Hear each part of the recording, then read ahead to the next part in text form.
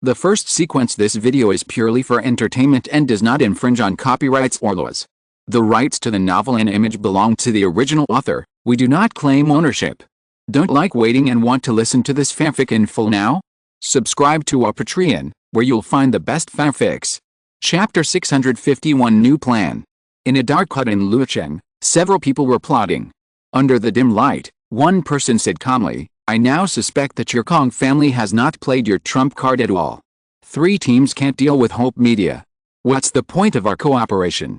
Did it your Zhou family's people also take down King University?" A middle-aged man sneered, "We are all facing the same extraordinary person, and we all know that this person is not so easy to deal with. Instead of blaming each other now, it is better to plan for the future." On the side, a young man suddenly laughed. "What the second brother Kong said is not wrong at all. The extraordinary person from the northwest is far beyond our imagination. It can be regarded as an accident in the plan. However, his power is limited after all. The 3 of us actually have trump cards. It's better to think about how to play the cards next. I think the people from the northwest are not here for the satellite," said the middle-aged man. "It's more like help, otherwise they should be like us, hoping that Luocheng will be as chaotic as possible. No matter what, he has already stood on the opposite side of us. Who knows, the northwest will lose a general tonight," the Kong family's people said calmly. "Call the Su family's people in and ask them if there is anything unusual with King and the Knights recently. Since Jiangsu can't be caught, let's look for other clues. We must have some important people in our hands to continue to contain the garrison troops and the Knights. After all, this is the home court of the King group. Don't be too arrogant. It's better to defeat them one by one." After that, he ordered his men to bring the Su family in. The Kong family's people looked up and asked coldly, "This time you need our help, so we came to Luocheng to help you seize power. Don't just look at our efforts while you don't contribute at all. I ask you, have King and the Knights done anything unusual recently?" The head of the Su family thought for a while and said, "There really is such a thing. You also know that King Group has a communication service business, which is to sell satellite phones. The person in charge of this project is called Yang Rulin. Because I have business dealings with him, I had dinner with him a few days ago, but after dinner, my special car sent him home, but he didn't go back to his own home, but stayed in a hotel." The people from the Kong family were speechless. Keeping a lover in a hotel and meeting with a lover is not abnormal? If you don't have any important information, don't use this kind of peach news to make up the number. But the young man from the Wang family interrupted, "Second brother Kong, you keep listening to him. I originally thought that he had a lover in a hotel, so he didn't go home at night," the Su family explained. "In our business, we always like to have some handles on others, so after the driver came back and told me about it, I sent people to the hotel, trying to steal some photos of him and his lover, but I suddenly discovered that the 3 of them were actually living in the hotel, and they were not having a secret meeting with their lover at all. Yang Rulin is Su Kei's confidant. I suspect that this hotel is a secret base of King, a place used to protect the core figures of King. The problem is not the hotel," second brother Kong frowned. He was not a fool. He immediately figured out the unreasonable thing. The people of the barrier didn't live in their own houses but went to the hotel. "Look, the 2 of you, doesn't this look like a temporary safe house?" When a stranger enters the new barrier, in order not to be discovered, an informant uses his own home to provide the other party with a temporary safe house to live in. Or maybe a more important person needs to be protected secretly, and the existing safe house is afraid of being exposed, so a house that is inhabited all year round is temporarily vacated. Those present are not mediocre people, and mediocre people will not be sent to do such an important thing. This second brother Kong guessed the truth after hearing only a clue.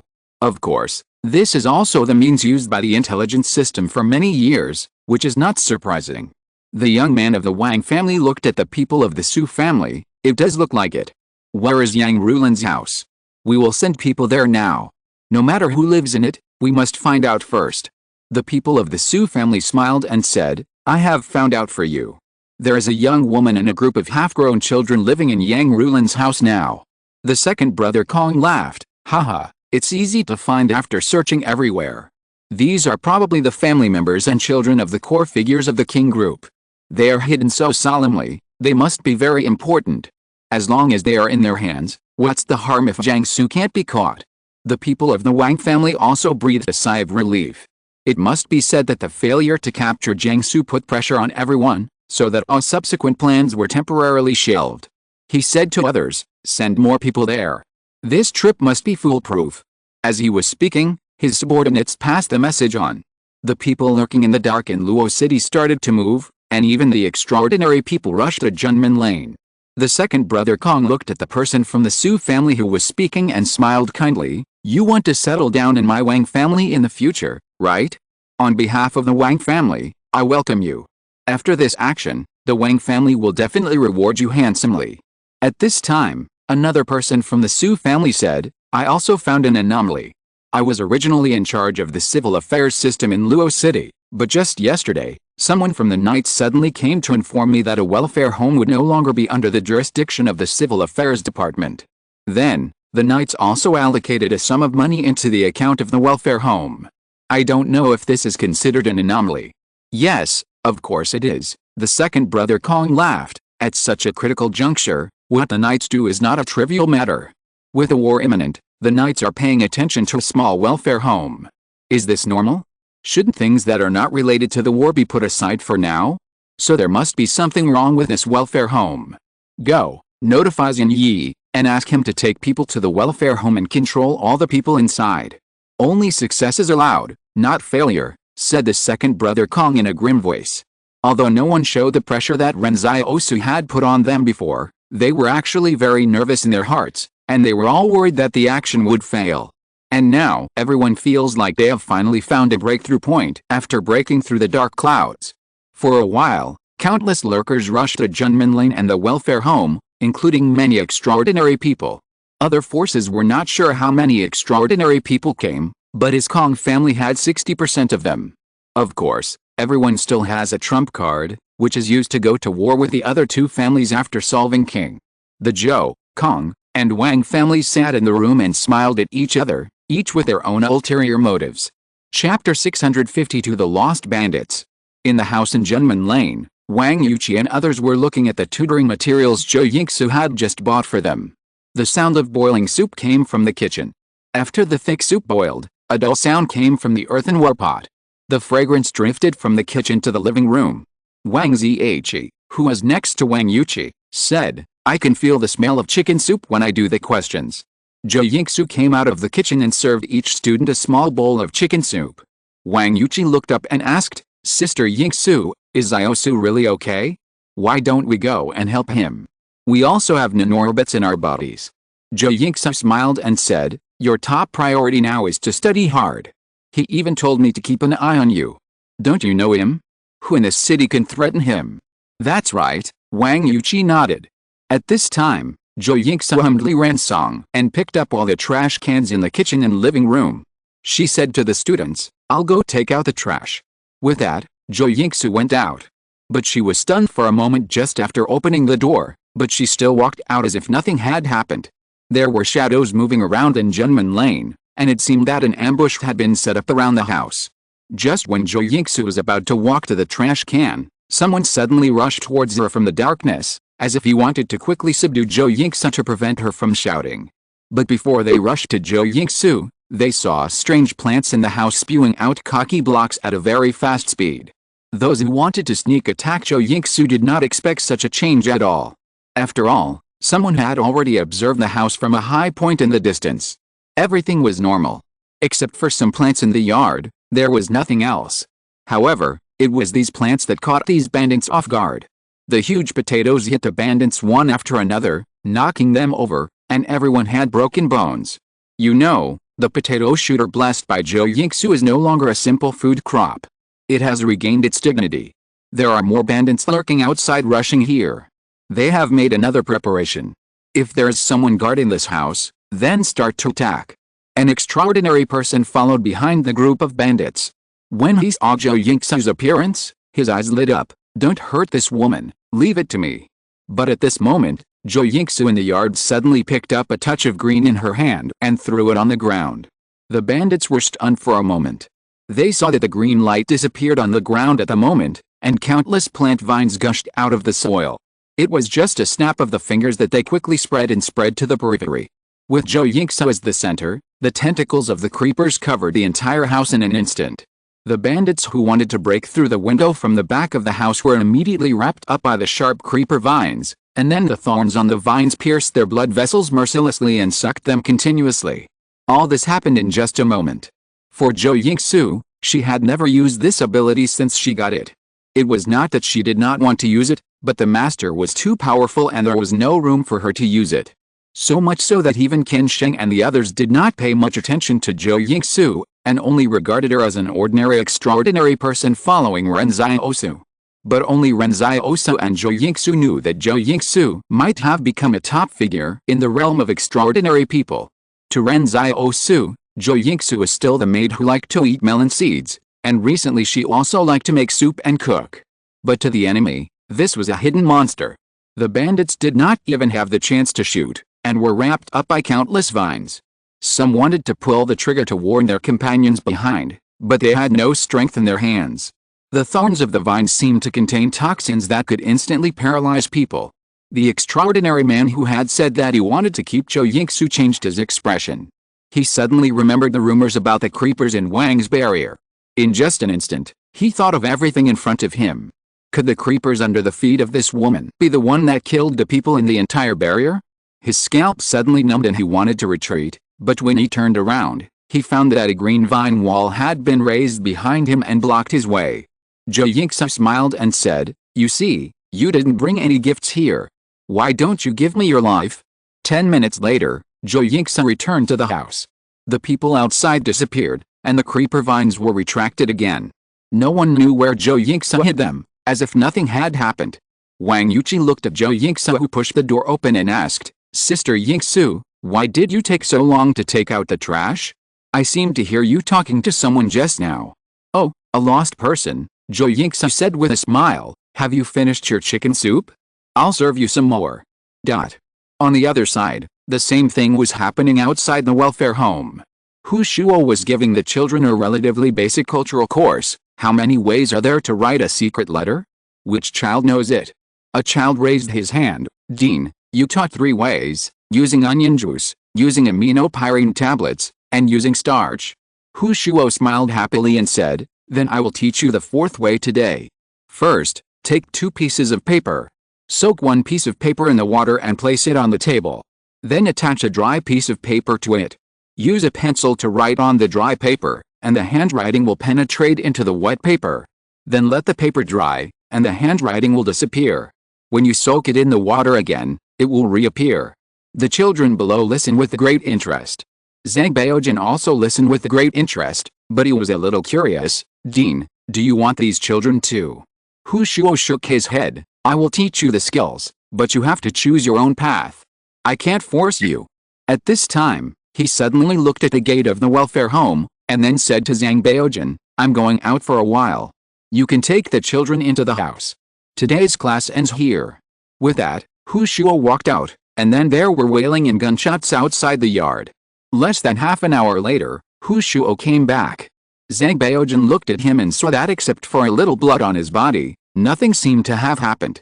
Zhang Baojin asked with concern, "Dean, what happened?" "It may be that the night's allocation of funds attracted the bandits." "It's okay, it's been resolved," Hu Shuo said with a smile. "Let's continue the class." After the fall of the Li family, Hu Shuo faded out of everyone's sight, but the old man's fighting ability was so great that even Chen Wudi had to say fuck it. Chapter 653, The Final Crisis. Whether it was Hu Shuo or Zhou Yingsu, the 2 of them dealt with those bandits and extraordinary people as if nothing had happened. They did what they had to do after the fight, without any pressure at all. In other words, there were a few more potatoes in Wang Yuqi's chicken soup. It must be said that the 3 financial groups thought they had found a breakthrough point, but in fact, they accurately found 2 hidden monsters in this barrier that originally planned to be at peace with the world. Zhou Yingsu is not to be mentioned. It was Ren Xiaosu who asked her to stay at home and not go out, as long as Wang Yuqi and others were not in trouble. And Hu Shuo was too much? People were originally teaching children how to write secret letters. You suddenly knocked on their door. Even if you really beat them, what would happen if Li Shenton and Si Liren came out to seek revenge? In fact, the Su family was not wrong. Yang Rulin vacated the house, and the knight suddenly allocated funds to the welfare home during the war. It was indeed very suspicious. And they did find Ren Xiaosu's family. If it weren't for Zhou Yingsu, they might have succeeded. But there is no if in this world. The heads of the three consortiums were quietly waiting for the action team to report back good news in the hidden houses. Unlike the low pressure just now, everyone was in a more relaxed mood at this moment, and even talked about wine tasting. Brother Kong smiled and said, I still have a bottle of Suntory whiskey hidden there. I don't know which wealthy family's wine cellar it was before the disaster.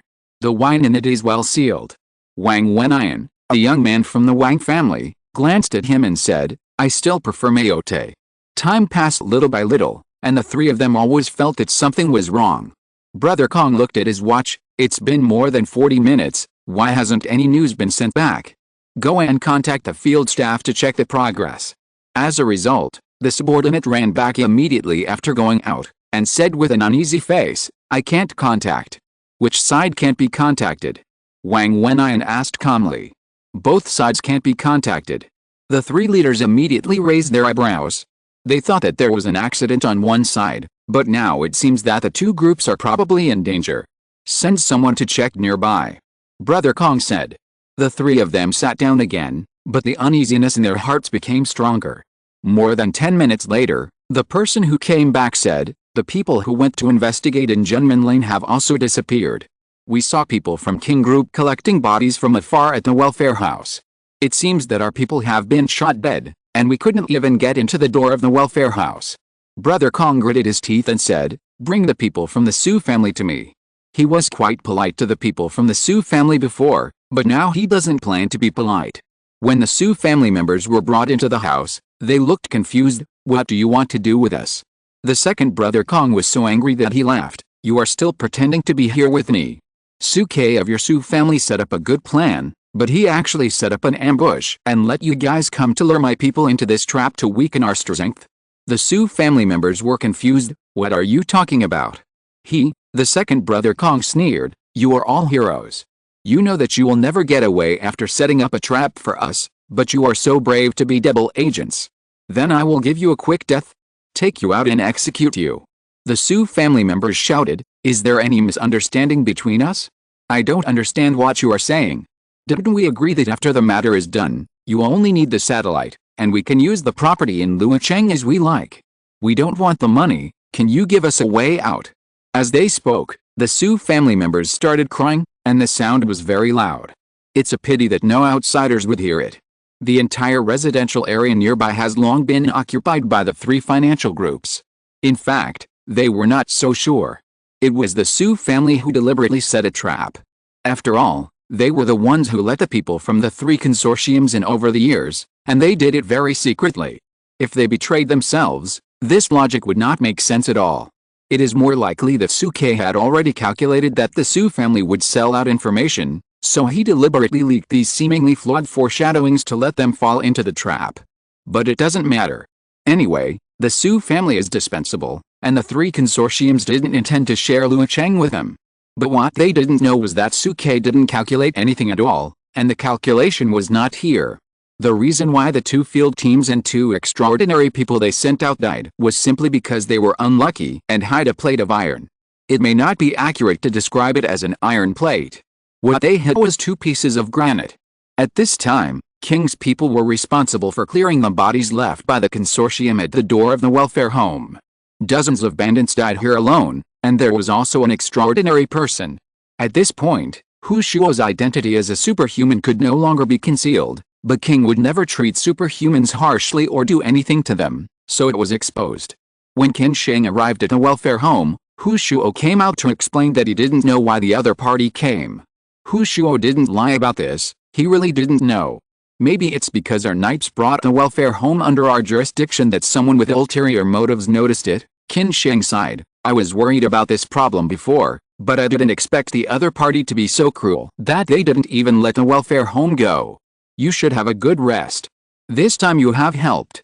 In the future, the funds for the welfare home will be allocated on time, and will be much higher. It can be regarded as our knights expressing their gratitude. Okay, I'm still preparing to continue teaching the children here, you go ahead. Hu Shuo waved his hand and closed the door of the welfare home, looking like he was staying out of it. When Qin Sheng told Suke about this, Suke immediately felt as if he had done nothing but won the battle thousands of miles away. However, everyone knew that they had not won yet, and those financial groups must have hidden bigger cards before the end of tonight. At this time, in the residential area, Wang Wenyan said calmly, "After all, this is King's home court. There are too many things we don't know. The other party has been operating for a long time, so it is normal for them to have cards. I think you should stop hesitating. It is impossible to reduce each other's casualties until the end. Go ahead, create chaos, and take down Suke directly." Before this, the three financial groups tried again and again to find tricks, such as arresting Jiang Su, or finding a breakthrough point. It was not that their strength was not as good as King, but they wanted to save their strength to deal with the other two financial groups after destroying King. The second brother Kong stood up and sneered, "Then let's do it, everyone depends on their ability." If you're listening to this novel on a channel other than Fanfic World, it means they downloaded and uploaded it without effort. We cordially invite you to visit our channel, Mundo Fanfic Novelists. There you'll find the original version of this story and you can explore many other novels of various genres. We're waiting for you to immerse yourself in a world of incredible novels. Chapter 654 Suke's Choice. At 9 o'clock in the evening, someone unexpectedly came to King Building. Su Zhi, the president of the Students' Union of King University, stood outside the security gate and said, "I am Su Zhi from the Su family. I want to see my brother Suke." Suke is Su Zhi's cousin. Before the incident in Los Angeles, the two had a good relationship. Many of Su Zhi's friends knew that Su Zhi took Suke as a role model in life. However, it was useless for anyone to come at this time. The knight Luo Yongxin, who was sitting at the door, just looked up at him and said, "Suke will not see guests today. Come back tomorrow." Whether King will still be there tomorrow or not, we have to wait until after tonight. Time will decide everything. Su Zhi stood at the door in silence for a long time. "Can you help me tell my brother, maybe he's willing to see me?" Luo Yongxin ignored him. The knights were not subordinates of King Group. Today, they just wanted to guard King and didn't care about anything else. Su Zhi, who used to be the focus of attention wherever he went, suddenly felt a little lonely. The adult world really didn't care about his achievements in school. But at this moment, Suke's secretary came down from the elevator and said to Su Zhi, "Come upstairs with me." As soon as these words came out, Su Zhi's eyes lit up again. "Okay." The elevator went all the way to the top floor, the 12th floor. When the door opened, Su Zhi saw Suke standing alone by the French window on the 12th floor, seemingly looking out at the entire Los Angeles. Today's Los Angeles is no longer the brightly lit city that never sleeps. Most of the neon lights are turned off, and pedestrians are hiding at home and dare not go out, so that the streets look particularly deserted. Before Su Zhi walked to Suke, Suke laughed first. "You see, a city without strong military protection is so fragile. It will definitely return to its former prosperity," Su Zhi said softly. "Are you here to see me for something?" Suke asked curiously. "Someone wants to deal with you," Su Zhi said. "I know. They want to kill you. I know that too." Su Zhi couldn't help it after all. This time they came with more people than you thought. Those who died before were all hired outsiders. Their strength may not have been shaken until now. Suke said with interest, "What else do you know? And, be careful of the people around you," Su Zhi sighed. Suke was silent. This time he had to be silent. No matter how many outsiders there were, he would not feel so nervous. Instead, this sentence made Suke's eyes flicker.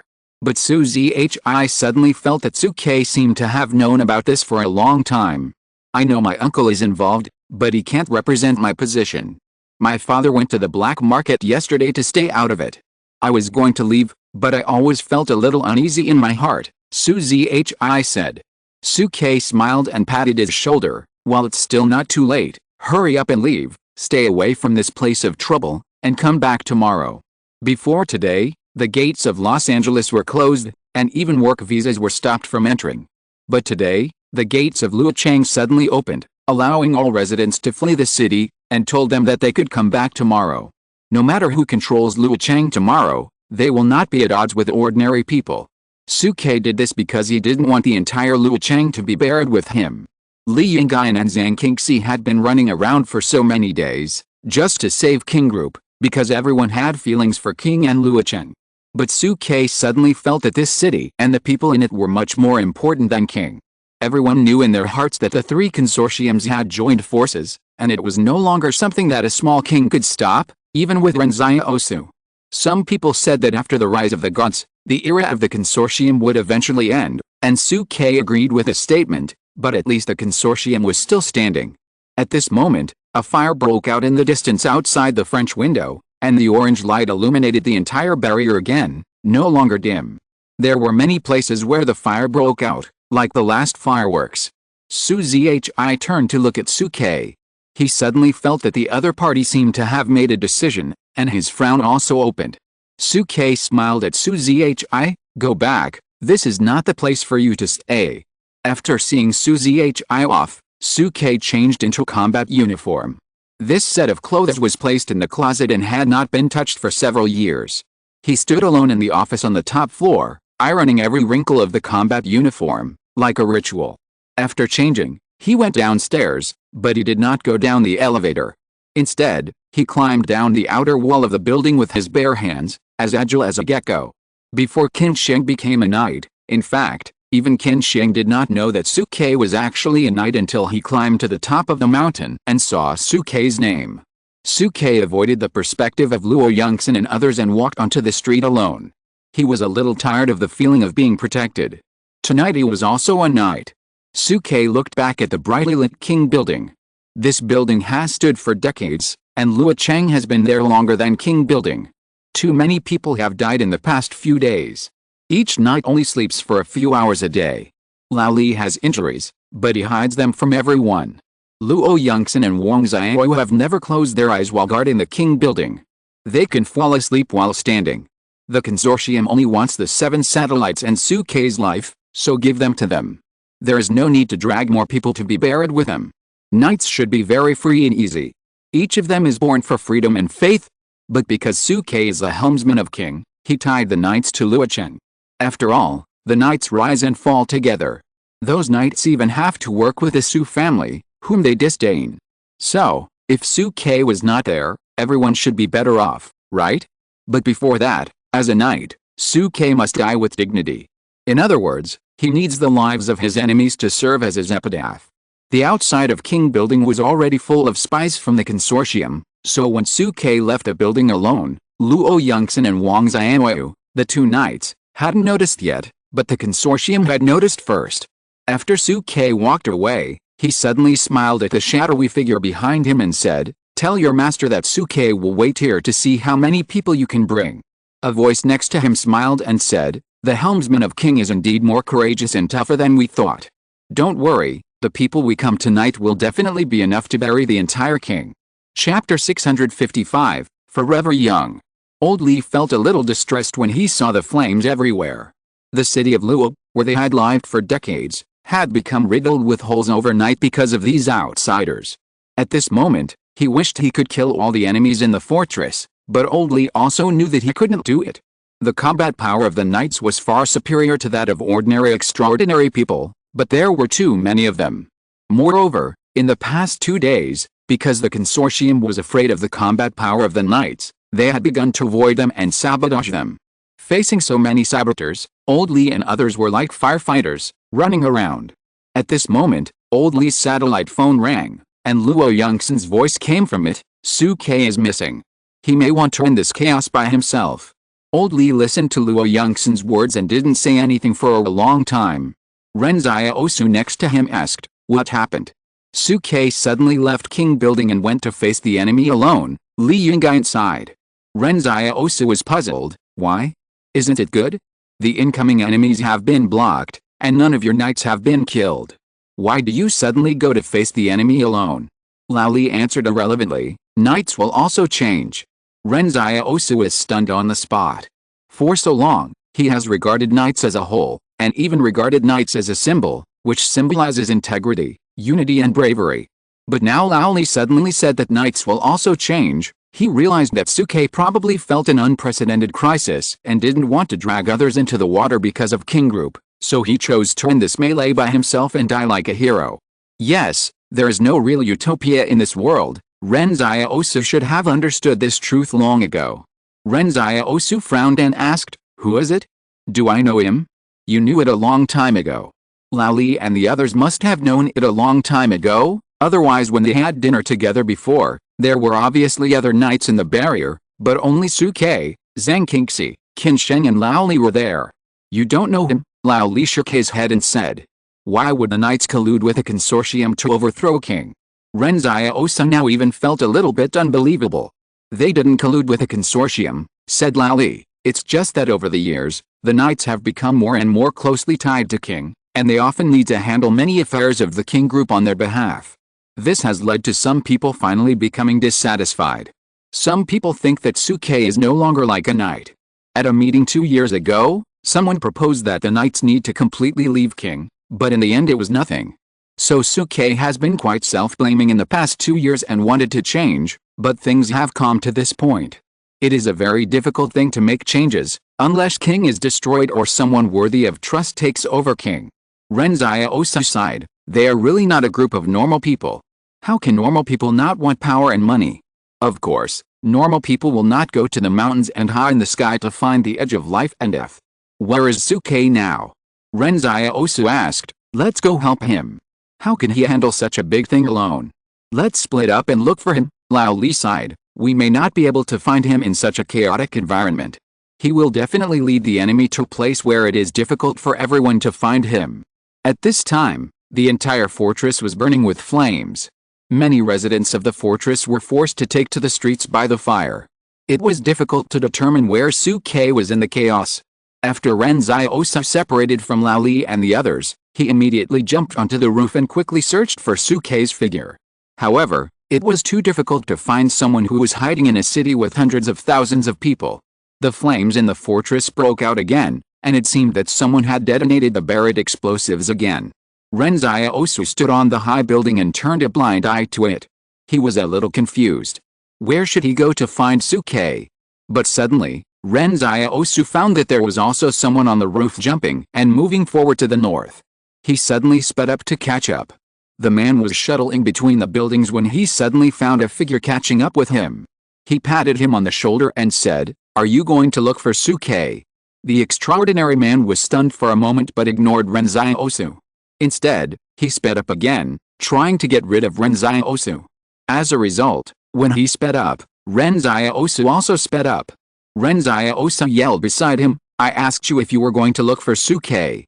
The extraordinary man sped up again, but found that he could not run anymore. When he turned around, he saw Ren Xiaosu grabbing his clothes behind him. Ren Xiaosu said with a dark face, "Didn't you hear me when I asked you?" The extraordinary man was puzzled. "Didn't your superior tell you the assembly point? Who the hell are you?" As he spoke, Ren Xiaosu lifted up the extraordinary man and jumped up, then threw him to the ground from the high altitude between two tall buildings. The extraordinary man was thrown to the ground like a cannonball, and he didn't know how many bones were broken. He struggled to look up, but saw that Ren Xiaosu didn't stop at all and continued to run north. Horizontal ellipsis. Su Ke stood in the middle of the long street of Wangchen Gate, smiling and looking around. Who else is coming? At this time, Su Ke's body was already covered with blood, and there were already 8 bodies of extraordinary people lying beside him. The power of the night actually stopped the extraordinary people around him, and everyone was waiting for their superiors to give instructions for the next step. Just now, an extraordinary person rashly besieged him, and 8 people couldn't beat Su Ke alone. Before this, everyone had guessed about Su Ke's fighting ability, but they didn't expect him to be so strong. Before this, they didn't even know that Su Ke was also a member of the night. Seeing that the extraordinary people did not move, Su Ke looked at the shadows of more and more people on the long street, including extraordinary people and combat personnel with live ammunition. In this ambush, Su Ke suddenly laughed out loud. "It's just ghosts and monsters. The night is here, dare to fight." At this moment, Su Ke recalled the moment when he climbed to the top of the mountain and saw the sunrise. The light was brilliant. Looking back in shock, it was 3 feet high from the sky. Galloping, thousands of horses are still fighting.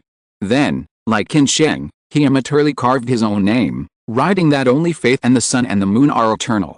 At this moment, He suddenly remembered the only word on the top of the mountain that had no name left: forever young. Perhaps this is the true meaning of a knight, always full of passion, always sincere, always on the road, and forever young. Since becoming the helmsman of King, he seemed to have not been so happy for a long time. Maybe Wang Xiao was right, and knights should not be entangled in the secular world? But it's too late to say these now. It's time to accept your fate. But at this moment, he saw the crowd at the end of the long street constantly being knocked into the sky by force majeure, and the ambush from all sides was forcibly cut out of a bloody path. So much so that the people surrounding Suke subconsciously gave way to the other side. Suke saw who was coming and said calmly, "It's not worth it." Ren Xiaosu rushed to him among 100 people and grinned, "Do you believe me?" Suke was stunned for a second, then laughed, "Believe me. Please give me a monthly ticket. Please give me a monthly ticket." Chapter 656 No Rules. Suke really didn't expect that in this dark night, someone would suddenly come to him from the end of the long street and ask him, "Do you believe me?" In fact, Suke wanted to say that you shouldn't come at this time. As long as I die, this matter will be over. You still have a mate and someone you like. Why come here to die with me? But in this neon flashing scene, Suke saw the other person's smile and suddenly felt that he might not die today. Believe it? He chose to believe it. It was as if someone suddenly grabbed him when he was about to fall into the abyss, and then said, "Don't worry, I will smash this abyss for you." This feeling was the first time Suke experienced it. In the past, as the helmsman of King Group, he didn't need help from others. But maybe it was because he had been the helmsman of King for a long time, so he finally chose to face the enemy alone. He was used to facing everything alone. Today, Suke seemed to have regained a little of his previous feeling, which was the feeling of fighting side by side with other knights, although Ren Xiaosu was not a knight. However, how could Ren Xiaosu face so many extraordinary people alone? Just as he was thinking, the whistle of a train suddenly sounded on the long street in the dark night, and there was also the sound of metal clashing. Everyone turned around suddenly, and a steam train actually drove out of the dark void behind them. The black front of the train was spewing black smoke, like a monster that appeared in front of them without any warning. The track was spliced in front of the train, and the sound of steel colliding hit everyone's heart, as if their heartbeats missed a beat. The steam train increased its speed to the extreme since it appeared. Those consortium combatants who surrounded them were caught off guard, and more than a dozen were smashed in just a blink of an eye. Suke was stunned. He didn't expect such a turn. Is this Ren Xiaosu's ability? No, he had heard of this ability a long time ago. The owner of this ability should be called Wen Konggang. At this time, when everyone was in a trance, Ren Xiaosu rushed into the crowd again. He took a step and rushed out more than 10 meters. The consortium combatants on the long street shouted in the communication channel, "Fire!" Hot bullets and flames spurted out of the cold guns, and the bullets began to spin rapidly after passing through the rifling. But when the combatants wanted to cover Ren Xiaosu with gunfire, they found that Ren Xiaosu only swung a shot, and his feet only touched the ground slightly before changing direction. At the same time, Ren Xiaosu also grabbed a superhuman to block in front of him. The dense gunfire did not hurt Ren Xiaosu, but killed his own people first. The dense bullets hit the superhuman, making countless blood holes, and the superhuman died with his eyes open. The combat troops were shocked when they saw this scene. They were just dazzled just now, and when they came to their senses, they found that Ren Xiaosu had already caught a superhuman in his hand. At this moment, Ren Xiaosu held a black knife in one hand and a dead superhuman in the other, just like a brave infantry soldier charging into the midst of thousands of troops. The superhuman that everyone envied was actually used as a shield by him. That superhuman, just now facing Ren Xiaosu, had no ability to resist at all. Ren Xiaosu carried him as easily as carrying a chicken. This superhuman was carefully selected by Ren Xiaosu. It was impossible to withstand the rain of bullets without external armor. Therefore, since he already had the sharpest knife, he had to find a shield for himself. The reason for choosing the superhuman was because the superhuman had a strong body. The consortium troops began to quickly form a defensive formation and retreat to prevent Ren Xiaosu from forcibly charging into the formation, but all this seemed to be useless. Ren Xiaosu was too fast, much faster than them. Break the formation. A bullet shot from the dark, and it seemed to penetrate the gap of Ren Xiaosu's shield and hurt him, But the black knife light suddenly appeared, and it blocked his side. The bullet happened to hit the slanted blade and bounce to the forehead of another combatant. This scene shocked everyone. They didn't know whether it was due to Ren Xiaosu's own strength or coincidence. Just when Ren Xiaosu was about to break into the formation, a superhuman jumped out from behind with a strange hand seal in his hand. The battle between superhumans is very dangerous, because if you don't know what the other party's ability is, you can't prevent it. In fact, most of the time when superhumans of the same level meet, the most terrifying thing is to happen to run into the muzzle of the other party's ability, just like the superhuman who plotted against Ren Xiaosu in front of the Hope Media building before. The opponent's knife suddenly turned into liquid and went upstream. If Ren Xiaosu didn't have an orbit, I'm afraid he would have been plotted against. Therefore, Ren Xiaosu was extremely cautious when facing the superhuman. Who is more powerful between him and the other party? Of course, the sniper rifle is stronger. The extraordinary person had just finished the seal, and the lotus light just bloomed on the hand seal. He saw that the black knife in Ren Xiaosu's hand had turned into a black sniper rifle without knowing when, and did not give him a chance to get close. He just fired a shot and blasted him backwards. The caliber of Ren Xiaosu's sniper rifle is so large that it can be used as a cannon at close range. It's as if you are the only ones who can use guns, Ren Xiaosu sneered. While speaking, the black sniper rifle in his hand suddenly turned into a heavy machine gun. The heavy machine gun that ordinary people need to put on a tripod is as light as a feather in his hand. This is still the heavy firepower of Jiao Zhuang's family. Ren Xiaosu pulled the trigger, and the mechanism in the gun began to collide crazily. Countless bullets poured out of the muzzle. In just a few breaths, the consortium combat troops in front of him were forcibly dispersed. Among them, there were even extraordinary people who were shot before they could dodge. It's just a pity that he couldn't change the magazine for the heavy machine gun, so he could only change to other weapons after a box was used up. Many people were confused. They had never seen such a strange superhuman. How could he change his weapons at will? Wait, the other party took out a grenade again. How could a superhuman use only hot weapons? This was something Ren Xiaosu had figured out a long time ago. In a one-on-one situation, of course his black knife was more powerful, but when there were too many enemies, of course he had to use hot weapons. Who stipulated that superhumans couldn't use hot weapons? Ren Xiaosu lived in the wilderness. The rules of the wilderness were that there were no rules. What weapon to use depended on who to kill. All the changes were to make the enemy die. The combat commander of the consortium's troops was closely watching Ren Xiaosu's movements in the rear. It would have been fine if the gunfire couldn't break through the human shield and shoot the other party, but he was killed by the other party alone and lost his armor. The next moment, the commander's face changed drastically. Get out of the way, it's TNT. I have something urgent to do today, so there's only one update. I owe 2 updates, and I know you will start calculating interest again. Chapter 657. I also believe in someone, I know she will come. After looting the Zhuang family's military factory, Ren Xiaosu's ammunition storage space was enough to equip a company. He brought these things to replace the equipment for the sharp knife company later. Unfortunately, the war changed too fast and he didn't use them. The inventory of grenades in a military factory is unimaginable. If it weren't for the needs of the war, Ren Xiaosu would have more grenades. But in front of TNT explosives, the power of grenades is still a little insufficient. The combat troops of the consortium suddenly felt that the ammunition prepared by Ren Xiaosu was much more sufficient than theirs. After Ren Xiaosu threw the TNT, it exploded in the distance. The combat personnel of the consortium had no time to run out of the explosion range of the TNT. Then the air wave was lifted, and everyone around the explosives was lifted into the sky. The officer in charge of commanding the combat personnel saw this scene, and his heart was bleeding. Before they came, their superiors specifically told them to pay attention to the impact. Although they wanted to seize the satellite, they should not make it look like a full-scale war, which would be embarrassing.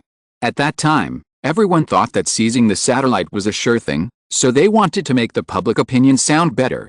But now there is such a person who doesn't care about the public opinion at all. Anyway, he just wants to win first. However, Ren Xiaosu never thought about really fighting these hundreds of people to the death, otherwise he would not have summoned the steam train so early. Taking advantage of the chaos caused by the explosion, Ren Xiaosu turned and ran towards Suke, and yelled to Suke, Get on the train. An extraordinary person saw that Ren Xiaosu wanted to take Suke away, and immediately opened a notebook in his hand and wrote quickly on the notebook. The young man wanted to take the train to escape after the explosion, but the street lamp next to him suddenly fell down, and because he had to dodge the street lamp, the floor behind the shield was exposed, so a bullet penetrated his body. This extraordinary person wrote very quickly, and it took only more than 2 seconds to write these dozens of words. The handwriting on the notebook was very sloppy, and outsiders could not see what he wrote at all. The sentence he wrote, at the moment he put a period, began to come true. The next moment, a soldier from the combat unit fired bullets at the road beside Ren Xiaosu. He was originally shooting at Ren Xiaosu, but the bullets heading for Ren Xiaosu were blocked by the human shield in Ren Xiaosu's hand. The other bullets that missed Ren Xiaosu fell on the street lamp in front of Ren Xiaosu. The street lamp began to tilt and made a creaking sound that made people's teeth ache. The extraordinary man holding a notebook smiled. He had been hiding in the corner waiting for this moment to come. No matter how powerful the opponent was, he could not escape the arrangement of fate in the end. But before his smile could fully bloom, a mouthful of blood spurted out of his mouth. Ren Xiaosu did not dodge the tilted street lamp at all, but kicked it away. During this period, the combatants who wanted to shoot Ren Xiaosu found that even if they encountered such an accident, they could not find a suitable shooting angle through the human shield. The extraordinary man holding the notebook looked at the notebook in his hand blankly.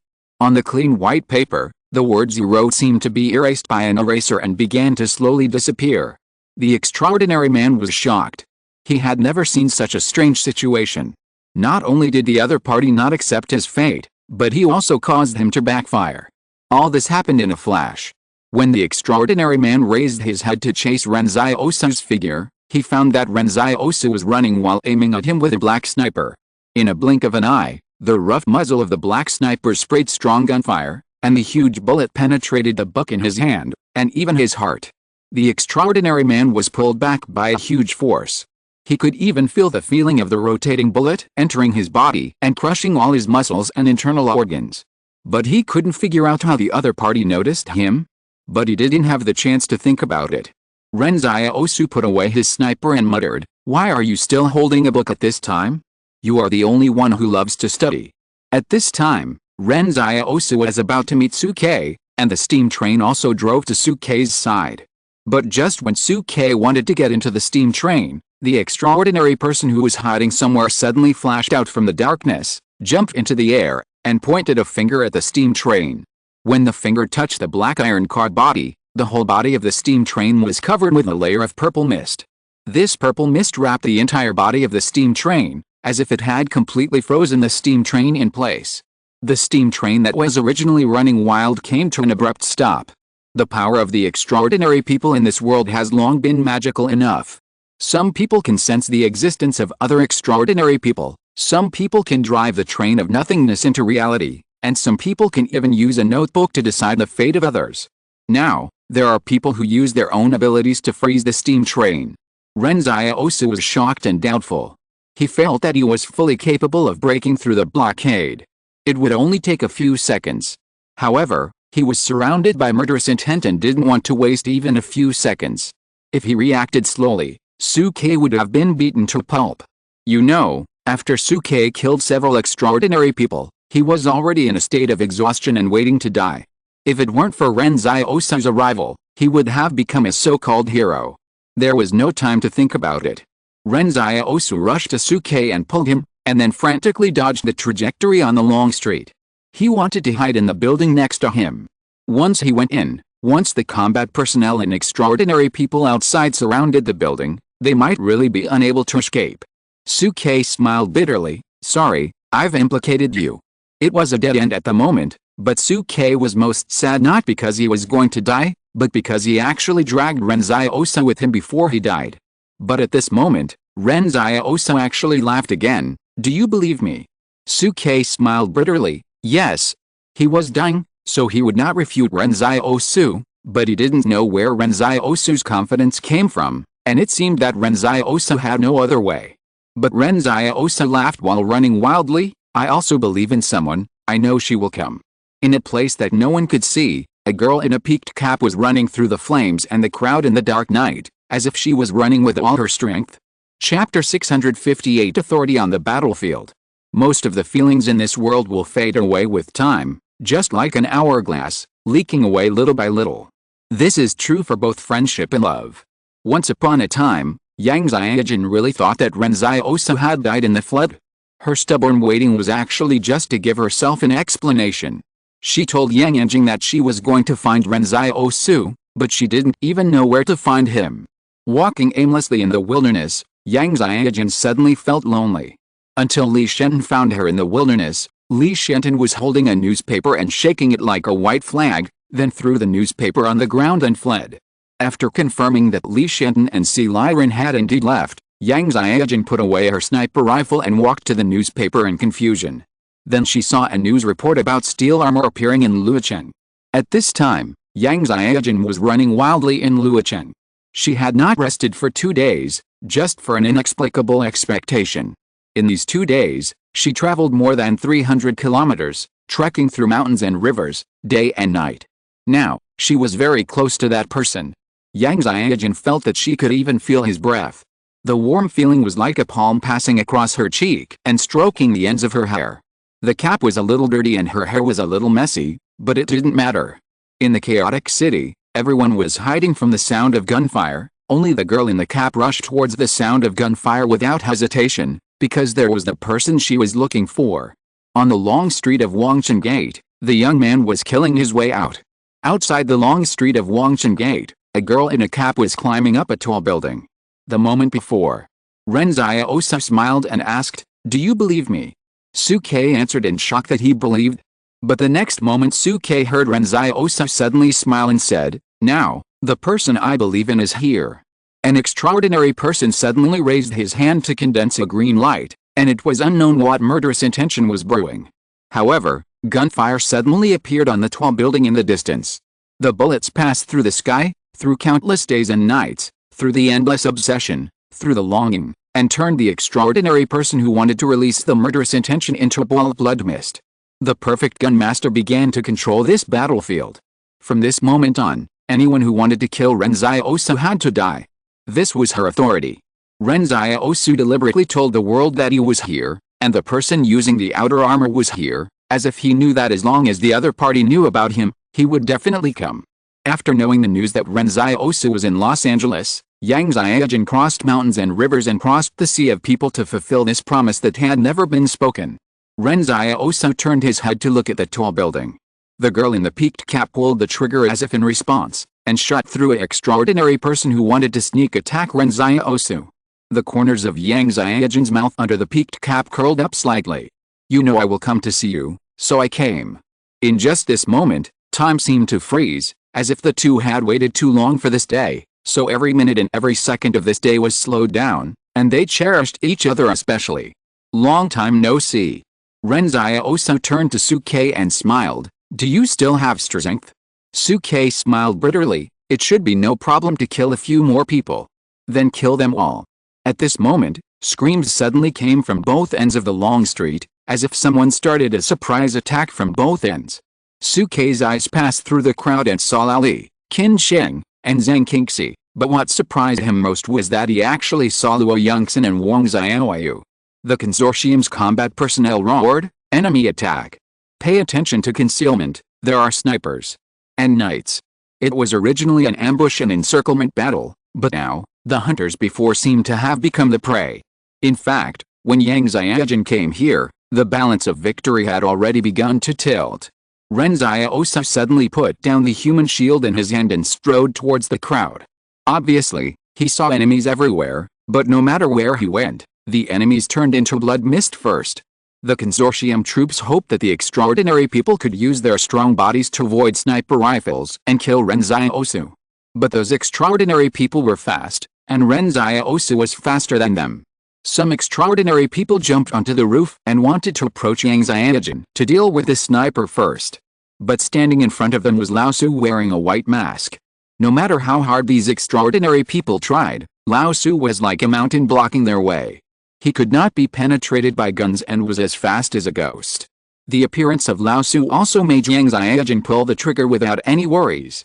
When she saw Lao Su through the scope on the high building, She almost thought it was a strange extraordinary person, but when she saw the black knife in Lao Su's hand, she already knew that it was actually Ren Xiaosu's shadow, but Ren Xiaosu had completely disguised the shadow.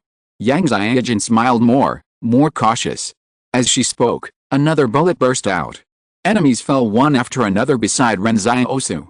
At this moment, Ren Xiaosu looked more like he was taking a walk than fighting for his life. His strong confidence came not only from himself, but also from the girl on the high building. So it was hard to believe, but it was true that all this chaos and crushing were just the result of this young man and woman. Before this, it was hard for everyone to imagine that two people in the world could trust each other so much and cooperate so well. The boy strolled along the blood-stained long street without any defensive measures, but strangely no one pointed their guns at him. Those who turned their guns at Ren Xiaosu were all dead. Suke followed behind Ren Xiaosu. He thought that over the years, the boy in front of him should be the most pretentious person he had ever seen, no one else. At this moment, the consortium's combat personnel tried to reorganize the counterattack force countless times, but the bullets of the sniper rifle seemed to have eyes and specifically targeted the person who commanded the operation. For Yang Xiaojin, if he could only shoot and hit the target, he could not be called a perfect gunmaster.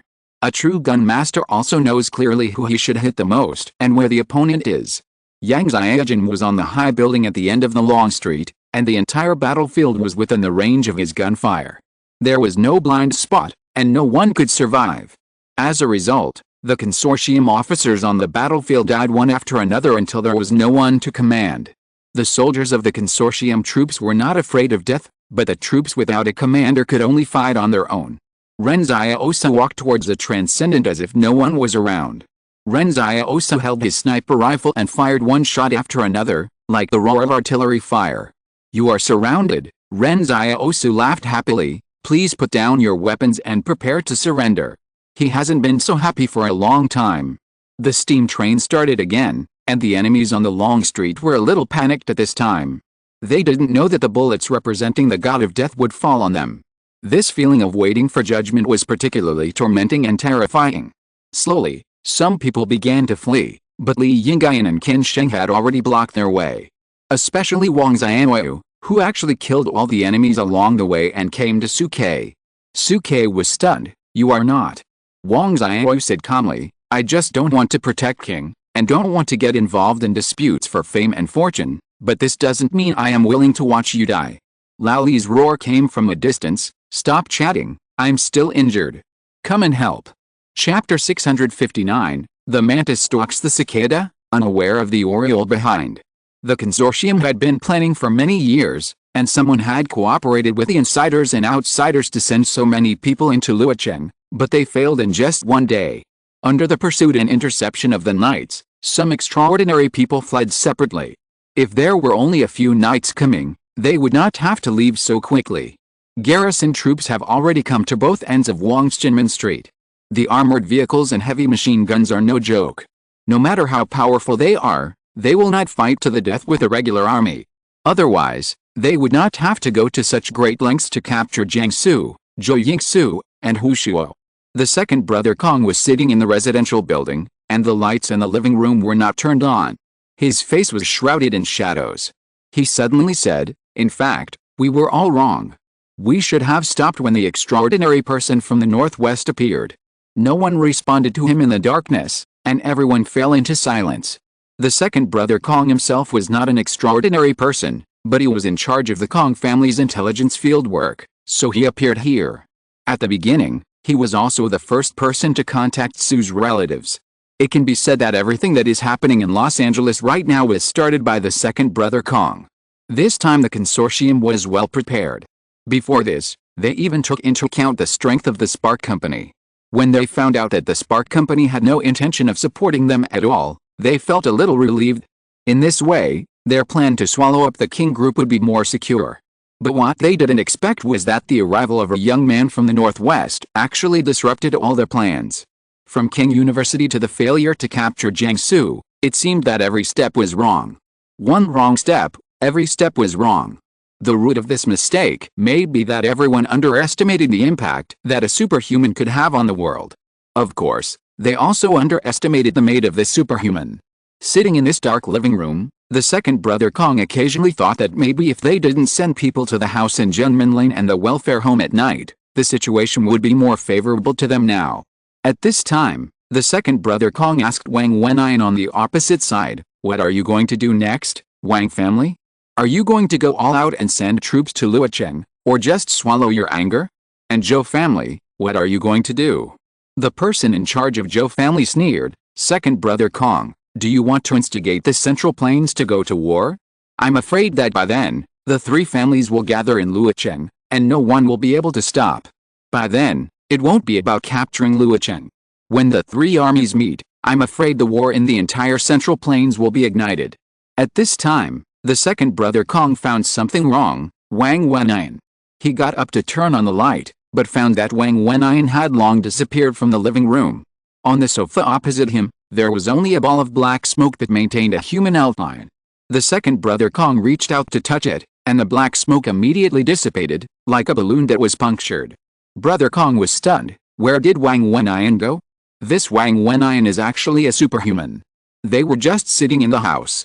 Brother Kong was sure that he had never heard anyone open the door or window to leave, and he had not even heard Wang Wenyan's footsteps, but this person disappeared out of thin air. The next second, the sofa where Brother Kong was originally sitting began to burst into violent flames. The bomb hidden by someone made a loud noise, and the flames engulfed the entire building in the blink of an eye. At this time, many places in Los Angeles were burning with fire. There seemed to be nothing special here. It was nothing more than waiting for the firefighters to come and put out the fire, and then find the body in this residential building. A burst of black smoke floated into the air, like a black scarf, constantly flying towards King Building. In the night, such a burst of black smoke floated over the head, and everyone thought it was just a small piece of dark cloud, or it could not be found at all. When they came to the outside of King Building, the black smoke drilled in from the ventilation duct. As long as there was a gap in the building, it could not be blocked at all. The black smoke floated rapidly in the ventilation duct, and finally fell in a room full of electronic instruments on the 11th floor.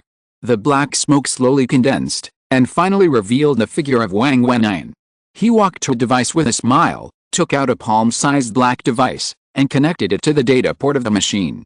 On the palm-sized black device, a green light suddenly lit up, and Wang Wenyan suddenly felt that something had entered the entire King Building and even those satellites through this device. The lights of the entire King Building flickered for a moment, and in just a moment they all returned to normal, as if the entire King Building had been restarted. Wang Wenyan did not stay any longer, and turned into a cloud of black smoke again and left through the ventilation duct. The surveillance video of the entire building was about to be tampered with by an unknown force, and no one would find out that he had been here.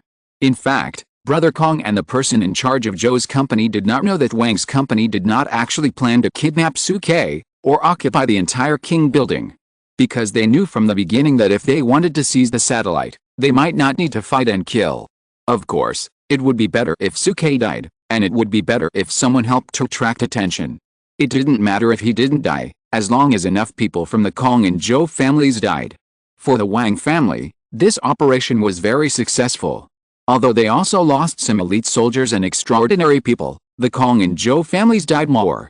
Tonight, the remaining extraordinary people of the Wang family did not go to Wangsjinmen Street at all, but took advantage of the chaos to leave Luocheng early in the morning. Those people who looked like extraordinary people on Wangsjinmen Street were just ordinary soldiers carefully dressed up by the Wang family. This time, they not only wanted to capture satellites, but also weaken the strength of the Kong and Zhou families. So everything that happened tonight seemed to be a foreshadowing of the future by Wang Shengzi. What the second brother Kong said was right: one wrong step, all wrong steps. The mistakes of the Kong and Zhou families started from today. Next to Wangsjinmen Street, on a tall building, a young woman in black combat uniform was standing on the roof, and more than a dozen paper cranes were surrounding her, circling around her. The woman was wearing a black cap, silently watching the cap girl on another building who was still pulling the trigger. She suddenly took off her cap and threw it into the wind, and the wind blew the cap away to who knows where. Yang Xiaojun suddenly realized something, turned to look at her and the two looked at each other upstairs. The dark clouds in the sky dissipated, and the crescent moon reappeared in the sky. Yang Xiaojun wanted to say something, but in the end she didn't say anything. She turned down the tall building and ran straight in the direction of Ren Xiaosu. So, Yang Anjing was left standing alone on the tall building, and she didn't know what she was thinking. She looked at King Building from a distance until she saw the lights of the entire building go out and light up again, and then she finally left. Thank you Gudeo Wiener, Yiren, Shijin Chu Yuan, Sankian World 333, and Lin Zipu for becoming the new allies of this book. The bosses are generous. Thank you Mei, Jun Zhang, Huan Yu, and Shang who was bullied very badly for the big rewards. The bosses are generous. It's the last day of the month, book the guaranteed monthly ticket for next month in the early morning. Please vote for all the readers who are happy today. Chapter 660 I heard that you recently took in a maid? The battle was over. At the same time, the battle on Wangxinmen Street also marked the end of the month-long chaos in Luocheng. However, Lao Li and Su Ke could not be happy when they looked at the devastated Luocheng. The extraordinary people from the consortium were not completely wiped out here. At least 1/3 of them ran away, which made Lao Li feel a little regretful. In this battle, the knights also saw their own shortcomings. Although they were much stronger than ordinary extraordinary people, when you guard such a large barrier, 12 people are still a bit stretched. If Wu Dengin and Wen Meng could come back, it would probably be much better, but Wu Dengin and others were also dragged in the wilderness. With ties, there are also weaknesses. At the number 74 barrier, Li Yingyan could leave when he said he would, but not in Luocheng. It's not that they have much affection for Luocheng, but because they can't leave Su Ke. The unattached knights are very terrifying. The united group of 12 extraordinary people, even the consortium dare not easily provoke them. But once tied to a barrier, the advantage of the knight is not obvious. For example, Luo Yongxin always stayed in King Building until he learned that Su Ke was in danger, and finally left. It can be said that Luo Yongxin did not face any enemies throughout the battle. Many residents of the barrier who worship knights think that knights should be invincible and extremely powerful, but the wish is beautiful, and the reality will not brag to you. This is probably the reason why Wang Xiaoyu wants the knight to completely leave King. Su Ke leaned against a wall and sat down slowly. He looked up at Wang Xiaoyu and asked, "So you have considered this a long time ago? So you want the knight to leave King?" Wang Xiaoyu said beside him, "Even if the knight continues to protect King, you can't let others see it. Do you understand what I mean? When the enemy knows what you care about, you lose. In fact, I also have feelings for King and Luocheng, but the world is already in chaos, and we can't give our handles to others." In Wang Xiaoyu's view, only when the knight becomes a sword hanging over the enemy's head can people feel afraid. When the enemy comes to Los Angeles again, the knights will no longer be guardians, but avengers. You can destroy Los Angeles as much as you want, but then you will also have to face the crazy revenge of the 12 knights. No matter which consortium it is, it will be afraid of it. In this era, you can't have any worries, and if you do, you can't let others know, and you have to be ruthless enough. This is what Wang Xiaoyu wants to say. Su Ke nodded, "Then we can make a plan. I can't leave King for the time being, but I will meet up with you in 1 year. Are you planning to hand over King?" Wang Xiaoyu asked curiously, "To whom?" Su Ke glanced at Ren Xiaosu, then thought for a while and said, "Su Zhi. Su Zhi? That young man." Wang Xiaoyu frowned, "He can't do it. I was only 23 years old when I took over King. Who can do it from the beginning?" Su Ke smiled and said, "I kept him by my side for a year. Putting aside other things, at least this kid has enough courage and boldness." "You said that he was kidnapped?" "This kid was killed by the kidnappers. He is indeed a leader among the young people." Wang Xiaoyu still felt that it was a bit hasty to hand King over to Su Zhi. After all, Su Zhi was too young. As a result, Su Ke sighed and said, "It's mainly because there is no more suitable candidate. I also want to be as free as you guys as soon as possible." This is what Su Ke really thought. After this battle, he suddenly wanted to go to all the famous mountains and rivers with everyone, instead of staying in a fortress and being a hard-working rich man. This is not Su Ke's dream. If fame and fortune were his dream, he would not be able to become a knight. Su Zhi is indeed too young, and Su Ke is a little worried, but after this chaos, the entire King has been cleaned up, and the core backbone has not suffered any losses, which may make King Group more united. As for whether Su Zhi can manage King well, who cares? Anyway, he only has 3% of the shares. Now, Su Ke also has some signs of letting himself go. Just then, The sound of running footsteps sounded at the end of the long street, and everyone turned their eyes and saw the girl in the baseball cap running towards Ren Xiaosu. When Yang Xiaojin passed by Lao Li wanted to say thank you, but found that the other party didn't even pay attention to him. However, Yang Xiaojin ran quite fast when she was far away, but she gradually slowed down when she got closer. This kind of reserve was very immature, and it was the first time that Ren Xiaosu saw reserved emotion in Yang Xiaojin. Suke looked at his injuries and sighed. This is really enough of showing off their affection. Don't they consider the audience's feelings? Qin Sheng urged, Brother Xiaosu, go over. Ren Xiaosu smiled and walked towards Yang Xiaojin, but he was suddenly stunned again. Ren Xiaosu looked at the black muzzle of the sniper not far away and stopped. Yang Xiaojin asked calmly, I heard that you recently took in a maid. Ah. Ren Xiaosu stood there in a daze. He didn't expect Yang Xiaojin to suddenly say this. With a bang, the bullet passed by Ren Xiaosu's ear and broke a strand of his hair. Yang Xiaojin's voice gradually became colder. I'm asking you a question. Ren Xiaosu retreated little by little. You should listen to my explanation. I don't want to listen. Suke shouted at the side. This is really the law of nature. No one can escape from it. Let you show off. It's obviously such a fierce and dangerous battlefield, and you still say that the person you trust is coming. Ugh. Seeing Yang Xiaojin pointing the gun at Ren Xiaosu, approaching step by step, Ren Xiaosu retreated step by step. His back was covered with cold sweat. Slowly, the two of them ran forward and backward. The sniper rifle roared, accompanied by Ren Xiaosu shouting, Listen to me, it's not what you think, it's not a maid. Then there really is a maid. Yang Xiaojin's voice also floated from a distance. The voice gradually went away, and actually ran all the way out of the barrier. The couple who had just met immediately launched a grand chase. At this time, Li Shenten, who was standing on the rampart, was watching the scene with great interest. He smiled at Si Liren, who was standing beside him, and said, It's worth our special trip. It's really a good show. It's so enjoyable, so enjoyable. The newspapers of Hope Media certainly wouldn't mention the master-servant relationship between Ren Xiaosu and Zhou Yingsu, but Li Shenten would.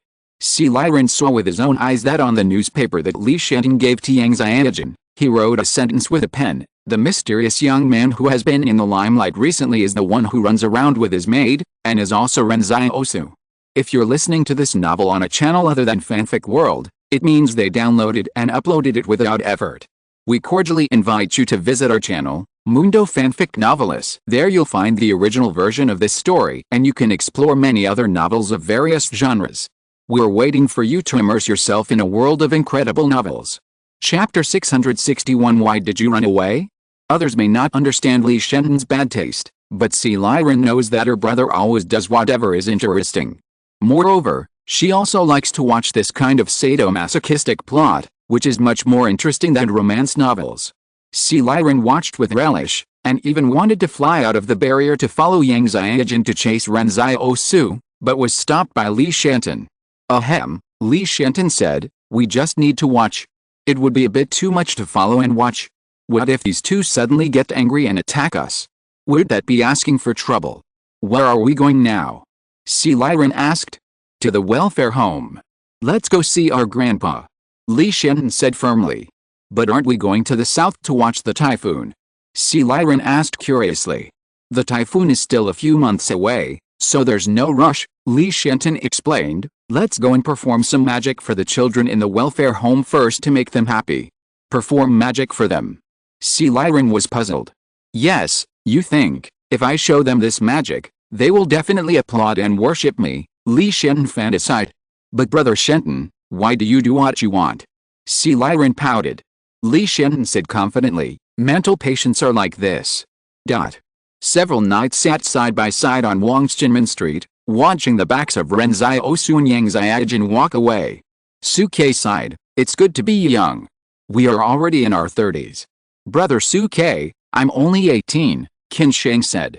I'm not talking about you, Suke said unhappily. Old Li, I think you are going to, Old Li. Suke turned his head and found that Old Li didn't even look at him, nor did he listen to what he said. He just stared at the stone slab on the long street.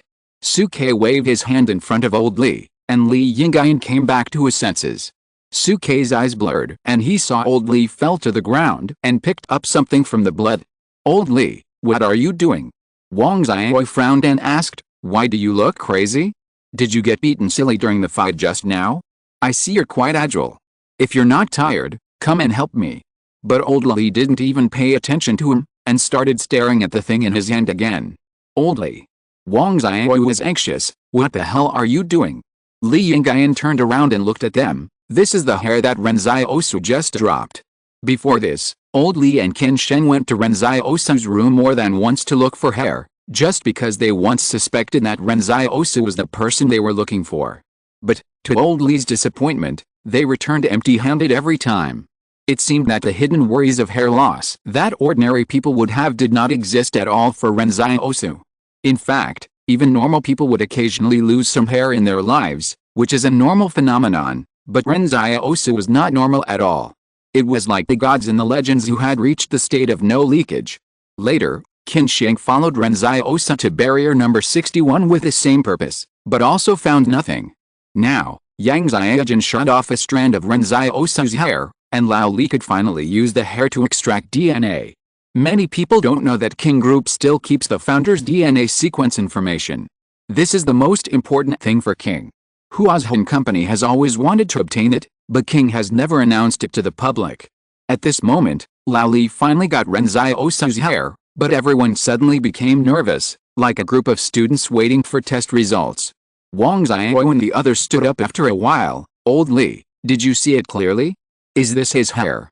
I'm sure, I didn't even blink just now, Old Li said firmly. Let's go back to King headquarters, this is the most important thing. What if he is really like that? Zhang Qingxi said faintly beside him, this Ren Xiaosu is stronger than we expected, and he looks down on power. I suggest you think about it carefully. If he is really like that, how should you get along with him? That night, Qin Sheng went to find Zhou Yingsu. We have arranged a new place for you to live. It is more hidden and closer to King University. After all, the place where Zhou Yingsu and the others live now is the home of Yang Rulin, a backbone of King. It was to conceal their tracks before. Now that the matter is over, Yang Rulin will not continue to live in the hotel. Luo Yongxin simply gave his villa to Zhou Yingsu. Anyway, in their plan, the knights will leave Los Angeles soon. But Zhou Yingsu looked at Qin Sheng in confusion and asked, why are you here? Where is my master? Qin Sheng paused. He left with Yang Xiaojun. Did anyone tell you? Then Qin Sheng saw that Zhou Yingsu, who was originally smiling, suddenly seemed to be struck by lightning. Huh? Zhou Yingsu was furious. Why did you just run away? Where did you go? Didn't you say anything? Do you remember that you have a maid here? Qin Sheng said innocently, Zhou Yingsu didn't care about that and continued to lose her temper. How can you forget about the maid when you have a wife? Is the maid not important? At least you should say something. This is too much? Qin Sheng fled. Just when Zhou Yingsu was furious, Qin Sheng suddenly felt that the woman in front of him was extremely dangerous. He was so scared that his hair stood up, as if the barrier was about to be destroyed. He didn't understand where this feeling came from. Qin Sheng certainly didn't know that Zhou Yingsu now really had the ability to destroy a barrier. Wang Yuqi and others in the house saw Zhou Yingsu return to the house, and hurriedly lowered their heads to review, fearing that this young lady would vent her anger on them. At dinner in the evening, Wang Yuqi and others' faces changed one by one. Zhou Yingsu must have poured all the salt in the house into the pot when she was cooking. 3 days later, Zhang Qingxi suddenly announced on behalf of the knights to leave the King Group. This matter was directly released by Hope Media, so the scope of dissemination was extremely wide. After this incident, only Suke was left in the Knights organization in the King Group, as if the two sides had broken up. Before this, the consortium saw that the Knights had signs of splitting, and everything that happened now seemed reasonable. However, the consortium was still relatively cautious, and such widely publicized things might not be believed. Then, the Knights led by Zhang Qingxi first joined Wu Dengyin, Wen Meng and others, and then disappeared in the wilderness. For a time, the consortium was all on guard, fearing that the Knights would retaliate against them. Chapter 662 Sculpture. Just as the consortium feared the most, the Knights not only retaliated against them, but also retaliated very accurately. Some of the hidden secret research bases of the three consortiums were damaged to varying degrees. The knights did not rush in like a reckless man as imagined, but directly destroyed them remotely with howitzers. Although the underground fortifications of those bases were still well preserved, the knights did not continue to destroy them. King Group has controlled satellites for so many years, and they have seen too many secrets. The consortium is making trouble in Los Angeles, and they are actually worried about this. They don't want to fly over their heads. Now, Los Angeles has not been dealt with, and the planned annihilation of the knights has not been achieved. Now they can only be beaten. Of course, the knights are not endlessly retaliating. They just want to hurt the consortium a little, knowing that their knights are wandering in the wilderness and dare not attack Los Angeles at will. If the consortium is really forced into a corner, Los Angeles will actually suffer. In this hustle and bustle, Su Zhi was walking alone on a small road. The holly trees beside the road had grown very tall. He came quietly, just because he heard about Zhou Yingxu's new address, so he wanted to come and take a look. Su Zhi had been looking for Zhou Yingxu for a long time. Now that he knew that Zhou Yingxu was in Los Angeles and knew her address, there was no reason for him not to come. Su Zhi walked to the door of the villa and looked at the house silently. As a result, the door of the villa opened in less than 2 minutes. He looked at Zhou Yingxu in a panic as she walked out with 2 bags of garbage in her hands. Zhou Yingxu recognized Su Zhi at a glance, but she frowned. "Why are you here?" Su Zhi was a little speechless. "I just came to thank you again. After all, you saved me." "Come on," Zhou Yingxu interrupted. "I know your little thoughts. Go back. You are far worse than my master." After that, Zhou Yingxu handed 2 bags of garbage to Su Zhi. "Turn left and there is a trash can a few dozen meters away. Go and throw it." Then Zhou Yingxu went back to the house. Su Zhi stood outside the door for a long time, and he looked as embarrassed as he could be with 2 bags of garbage in his hands. He smiled bitterly and turned to walk towards the King building. This time, no one blocked him, and even the security guard at the door greeted him cordially. Su Zhi rarely went to school. He didn't have any courses in his senior year, and now Su K suddenly made him the assistant to the chairman of King Group. He instantly became the new rich in the whole city of Los Angeles and a legendary figure in the school. You know, the entire city of Los Angeles relies on the King Group. The assistant to the chairman of the King Group has great power. This position seems to have no real power, but it is very prestigious. However, Su Zhi did not feel the excitement of reaching the top overnight. He suddenly felt that in front of Zhou Yingxu, his current achievements were still not worth mentioning. The other party only had that master in her heart. Even if that master ran off with someone else. Taking the elevator all the way upstairs, he took the documents on his desk and reported to Su K. The reconstruction work has started. Minister Yang Rulin has given the time note of the project. The specific task decomposition plan will be delivered in the afternoon. I will continue to urge. Su K stood in front of the French window and listened until Su Zhi finished his report. He suddenly asked, "Do you know why I suddenly chose you for the position of assistant director?" Su Zhi shook his head. "I don't know." "Guess." Su Zhi thought for a while and said, "Is it because I made the right choice at the last minute?" "No." Su K smiled and shook his head. "The choice is not important. Courage is the most important." Su Zhi was a little puzzled. Su K patted him on the shoulder and walked towards the elevator. "This era requires courage and guts, and you have both. Come on, go out with me." The 2 custom-made statues should have been made in an expedited manner. So Su K valued Su Zhi because of his own character. The car drove all the way to Wangxinmen Street, where countless people had already crowded, as if they were joining in the fun. Su Zhi had just taken over the job and didn't know what was going on. Su K got off the car first, and the crowd immediately made way for Su K when they saw him coming. Regardless of whether others recognized it or not, at least the people of Luocheng thought that Su K was a good person and treated everyone well. At this time, there was a sculpture covered with red cloth in the middle of the street, and the garrison troops were standing by, waiting for Su K to uncover it. About the 2 sculptures, someone had started to spread the news early. The news first came from the sculptor, saying that these 2 sculptures were 2 people who saved Luocheng at the time of King's crisis. During this period, in some taverns in the fortress, everyone spread the news of the Luocheng crisis in a magical way. You must know that there are residents on both sides of Wangxinmen Street. Most of the residents hide at home and dare not even look outside, But there are brave people in this world who witnessed the whole process. As a result, things like Suke fighting alone and killing 7 or 8 of the enemy, Ren Xiaosu coming to rescue alone, and an unknown sniper dominating the battlefield immediately became legends among legends. Suke walked to the front of the sculpture and lifted the red cloth on it.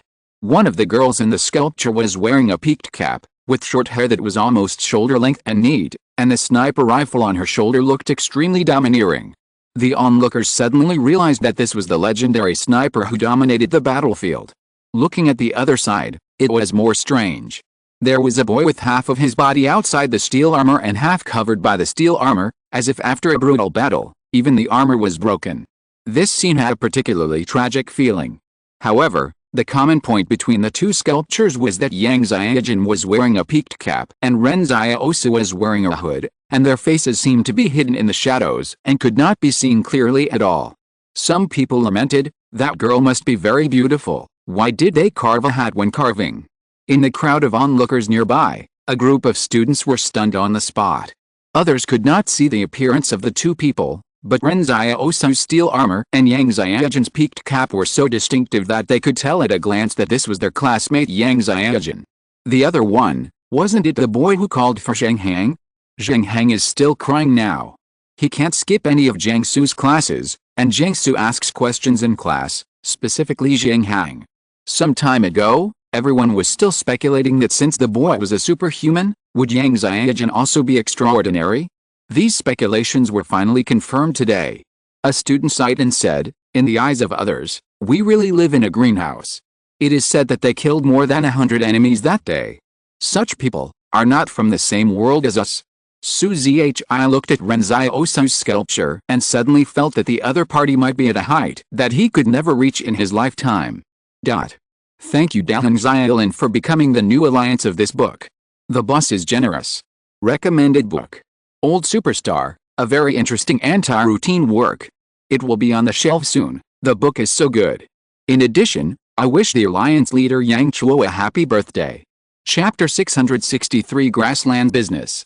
At the border between the northern grassland and the central plains, a group of refugees were sitting by the Shenmu River, with a bonfire next to them. This place was located at the northern border of the Wang group, bordering the grassland, but it was already sparsely populated, and Wang's troops rarely came here for patrols. A group of people gathered around the bonfire to keep warm. The clothes they wore had many patches and were not often washed.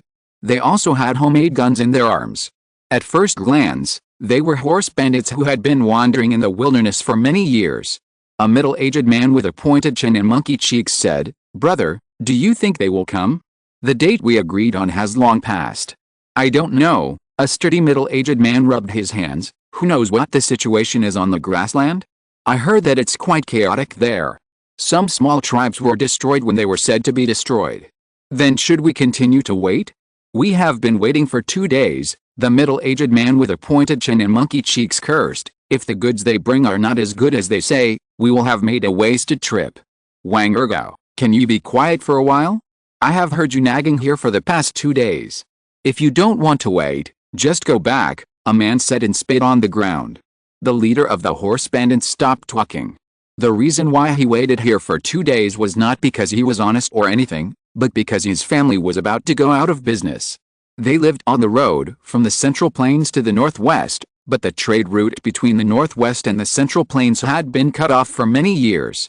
The horse bandits who were once prosperous now have to farm every day, which is too cheap. Although they heard that the trade route would be reopened, it hasn't been opened yet, has it? They had encountered several caravans before and wanted to rob them, but now the caravans that can travel between the northwest and the Central Plains are all big merchants, and their weapons are much better than theirs.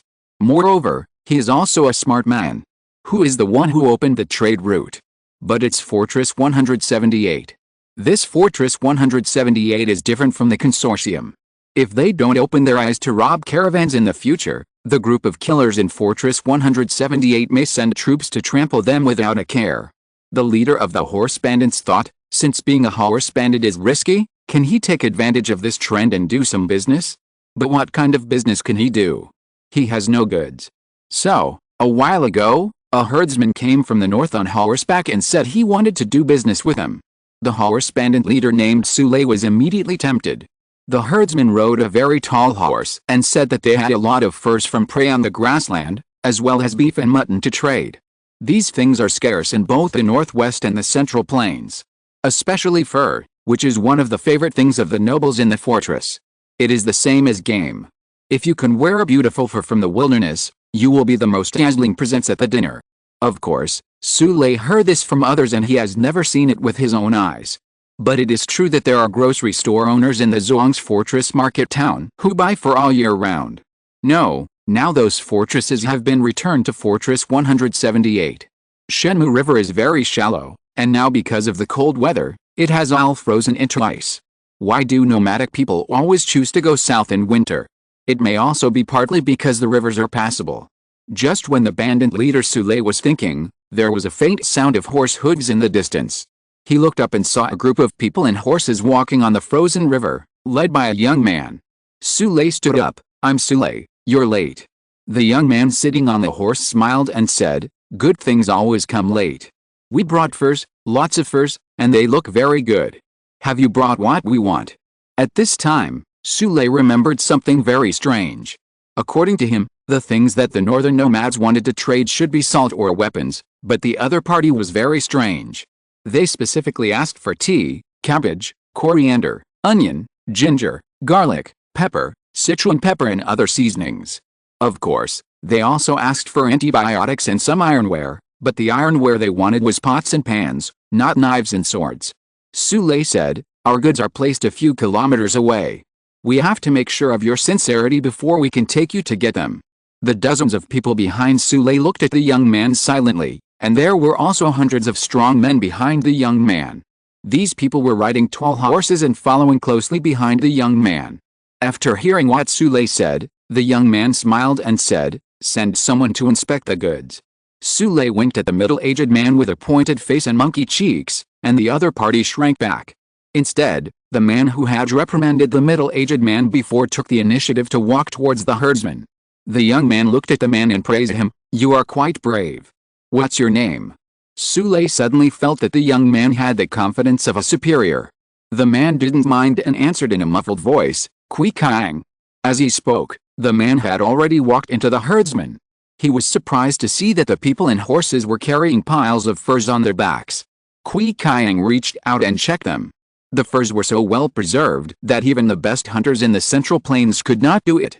There were no bullet holes, only two small holes that looked like tooth marks, as if they were bitten to death by wolves.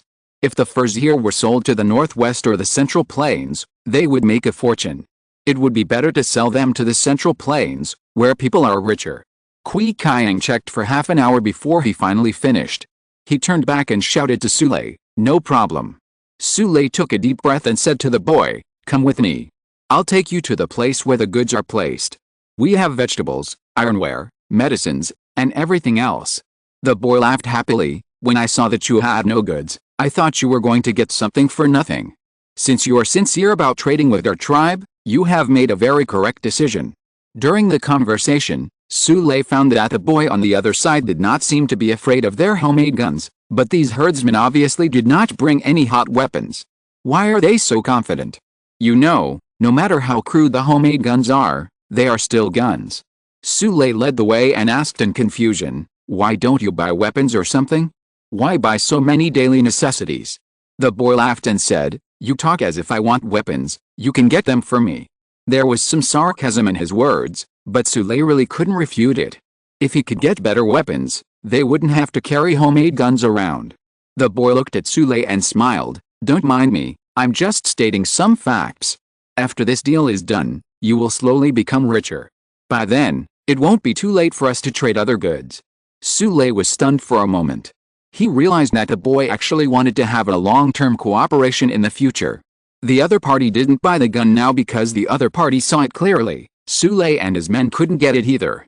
But just because they couldn't get it now didn't mean they couldn't get it in the future. Chapter 664 Looking to the Future. The boy rode slowly on his horse, and Sule followed him. After walking for 5 or 6 kilometers, the boy finally saw the goods that Sule and his men had piled up in the small valley. However, the boy frowned and said, "Is that all?" He dismounted and walked around the goods. The most common items were vegetables, but there were very few medicines, and there were few iron tools. However, there were a lot of seasonings such as onions, ginger, and garlic. To sum up, there are not many valuable things. Sule explained on the side, time is quite tight, so I can only get these things. You live on the grassland and have never been to the south, so you may not know that the supplies in the south are not as rich as you think, and it is also very difficult to get these things. The boy looked at Sule with a smile. He probably understood. I guess you may not have the money to buy what I want. Sule was embarrassed. How is it possible? What I said is true. Okay, the boy no longer exposed, but said directly, there is no common currency between us, so let's just barter. How do you want to exchange? Sule thought for a while and said, actually, you can see that the people in the south are also very poor. I can't sell these furs to me for a good price. These days, food is still the most valuable. On the way here, Sule had already thought about how to bargain.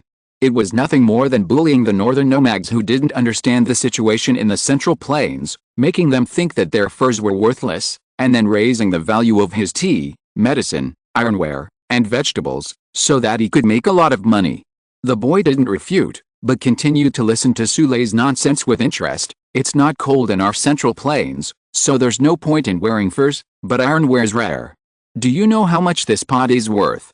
The boy smiled and asked, more than 900. Sule suddenly paused, because the boy actually accurately said the value of this iron pot. Of course, the value is not accurate enough. Although ironware is still scarce now, after Fort 178 took over the Zhuang family's territory, many daily necessities that were originally in the hands of the Zhuang family have been reduced in price. Now the price of an iron pot is 800 yuan. But just a month ago, the iron pot was still sold for more than 900. At this moment, Sule suddenly realized that the boy in front of him might know the south. Sule was silent for a while and said, let's not talk about this iron pot first. Let's talk about this medicine. You know that as long as people are alive, they have to take medicine. Everyone has a headache or fever. Many people may die from a fever. Therefore, the price of medicine has always been high. How much do you think this antibiotic costs? The boy smiled and asked again, 200. Sule was helpless. Once may be a coincidence, but twice is definitely not. How do you know the price of these things? Sule was puzzled. Could it be that there was a trader in the south who ran to the grassland? Who leaked the news?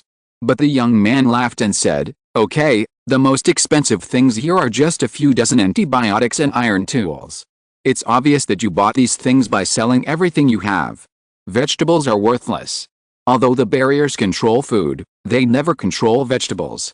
The refugees can grow them in the wilderness. I guess you grow these vegetables yourself. Sule felt a little powerless, but he still wanted to resist. The price of furs.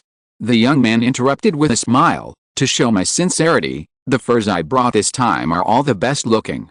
These things are at least 3,000 or 4,000 yuan each in the grocery store in the market town. Sule was completely out of temper. He was still thinking that he could cheat the northern nomads. After all, in the eyes of southerners, nomads don't seem to be very smart and are particularly easy to cheat. And don't people say that in human history, the people of the Central Plains can always cheat the grassland people when doing business? Why doesn't it work here? Thinking back now, although the young man was wearing the robes of a herdsman, his way of speaking and doing things was not much different from that of a southerner. It's just that Sule had not seen many grassland people before, so he didn't have much ability to distinguish. Sule glanced at the horse team behind the boy. He was afraid that he could only exchange 1/10 of the furs there, maybe even less than 1/10. The boy comforted him, you don't have to be depressed. Of course, I won't do business with you at the market town price. After all, everyone has to make money to have a future, right? Sule cheered up, then how do you plan to discount? Well, I will sell these furs to Billy, at least 3,000 or 4,000 per piece, but I will charge you 2,000. I don't need to tell you the profit. As for your things, I bought them at the market town price. Moreover, I will give you another 50 furs on credit as the capital for your next purchase. This is not a wasted trip, right? This time next month, you just need to bring me enough goods worth 100,000 yuan. Sule was overjoyed. Although this was much less than he expected, it was definitely not a profit. Moreover, The other party's act of offering him 50 furs on credit was just like someone stuffing a pillow into his mouth when he was sleepy. What was he lacking now? Wasn't it the capital?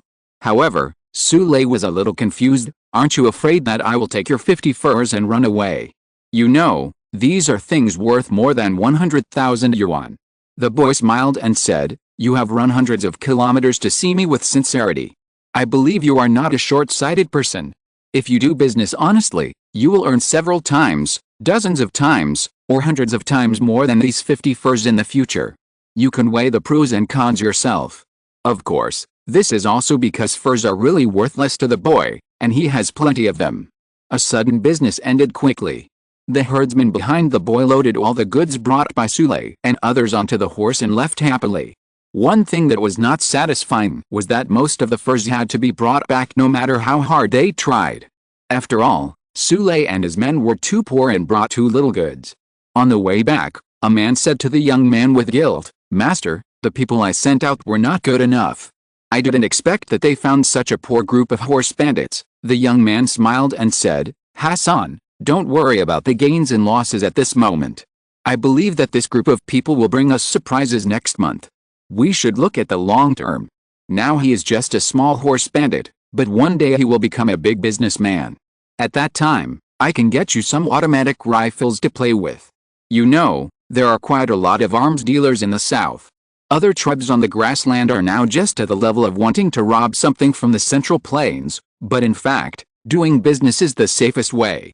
I won't come next month. You can bring people here. You will be responsible for this matter in the future. Okay, Master, Hassan replied respectfully. Then Master, can you let the wolves escort me? The boy laughed loudly. Hassan, don't be afraid of them. I will let the wolves accompany you, but the wolves cannot appear without danger. I am afraid of scaring these new friends. Chapter 665, Fire on the Grassland. After Yan Liwen and Hassan and others left, Sule, who was standing far away, suddenly breathed a sigh of relief. This transaction was too important to him. What Yan Liwen said just now was right. He really sold everything he had to get these goods together, even a small gold bar that he treasured. The last gold bar on the horse bandit was hidden in his waistband. When his life was in danger, this gold bar was the money to save his life on the road. Of course, only the more successful horse bandits could buy such a gold bar and hide it in their waistband. This small gold bar weighed about 50 grams. It was passed down from his grandfather's generation. Sule took it from his father, but he didn't expect that it would eventually end with him. The money exchanged today was Sule's last belongings. All of them were exchanged for medicines and iron objects. If Yan Liwen didn't come today, he could only go to the market town to set up a stall. People in the village didn't understand why Sule took such a risk. But to be honest, Sule really felt that the opening of the northwest trade route was an opportunity for everyone, and whether he could seize it depended on himself. At this time, Wang Ergao, who was next to Sule, said, Brother, I have observed carefully that these people did not even bring a gun, and they all use knives. We have 3 homemade guns here. Although they are numerous, we don't have to be afraid with guns. How about killing them? This man was really jealous when he saw the furs brought by Yan Liwen. After all, 9/10 of the furs were taken back by Yan Liwen. That 9/10 converted into money is nearly 1 million. The bandits suddenly became quiet, and Sule looked at Wang Ergao. Robbed, then what? This 1 million is enough for our brothers to have food and drink for a lifetime. Brother, do this one, he responded. Sule smiled and said, my ambition cannot be satisfied with 1 million. After that, Sule led the team to the south. Their village was on the road from the central plains to the northwest. On the way back, Sule found an opportunity to tell Kui Kaiang, after returning to the village, find an opportunity to quietly kill Wang Ergao. Kui Kaiang was stunned and looked at Sule. He seemed to be very confused about this decision, but in the end he did not refute it, just nodded and agreed. Sule glanced at him and smiled. This Wang Ergao is too troublesome. The last time he fought with a Hexi village, it was because he tried to seduce the wife of the second leader, but failed. If we want to walk the right path in the future, we can't keep such a person.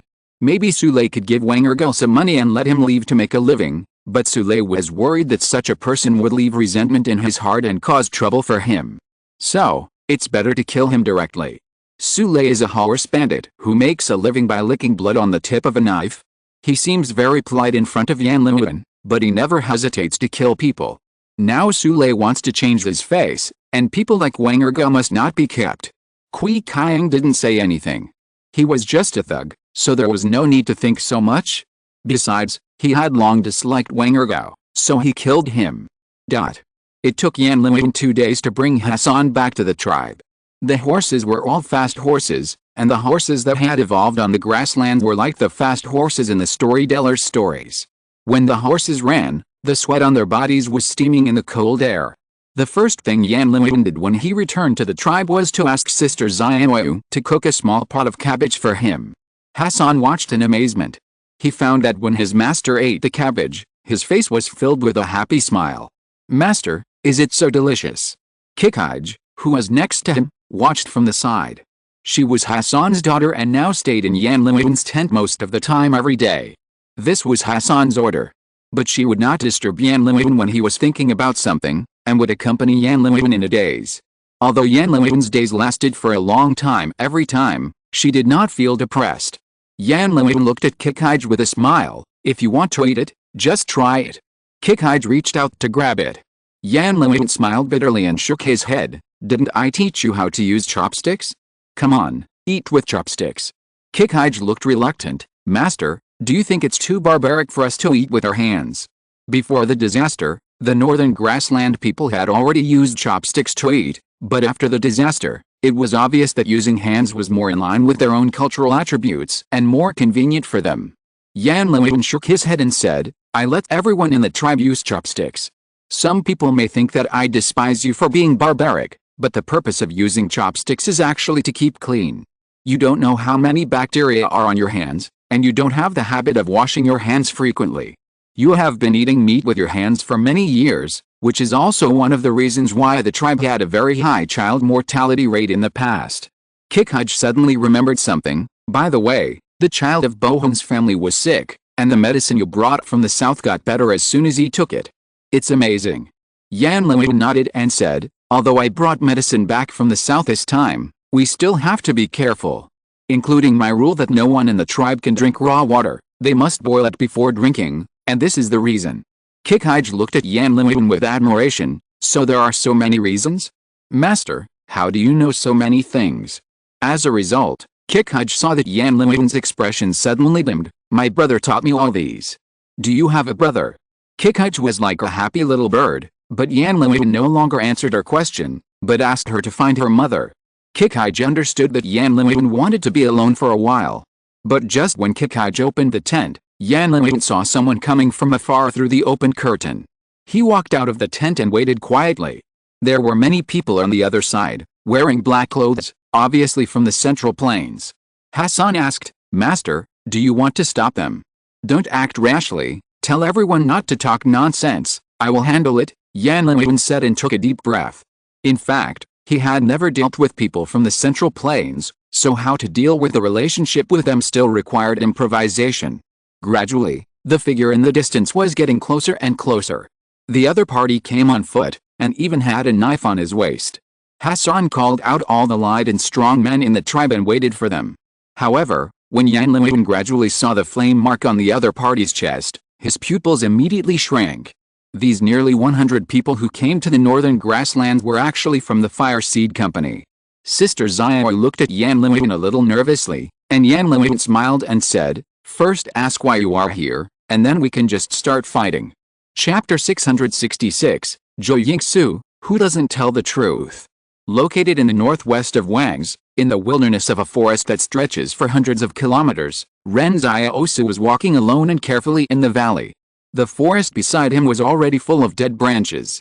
In the cold winter, Ren Xiaosu saw snow mixed with rotten leaves. He washed his face in front of the stream. The stream was crystal clear, and the cold water made Ren Xiaosu shudder and immediately sober up a lot. This stream is not frozen in this season. I'm afraid there is a hot spring flowing down from the upper reaches. Ren Xiaosu thought about it. He hadn't taken a bath for 7 days and 7 nights. Should he go to the hot spring to take a bath? In these 7 days and 7 nights, he was chased for more than 700 kilometers. It was really a bit unbearable.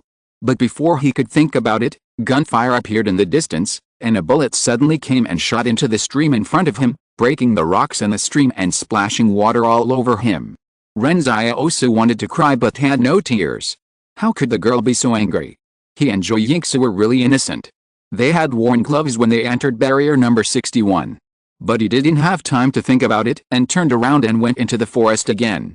After Ren Xiaosu walked away, Yang Xiaojin's figure slowly emerged from the forest.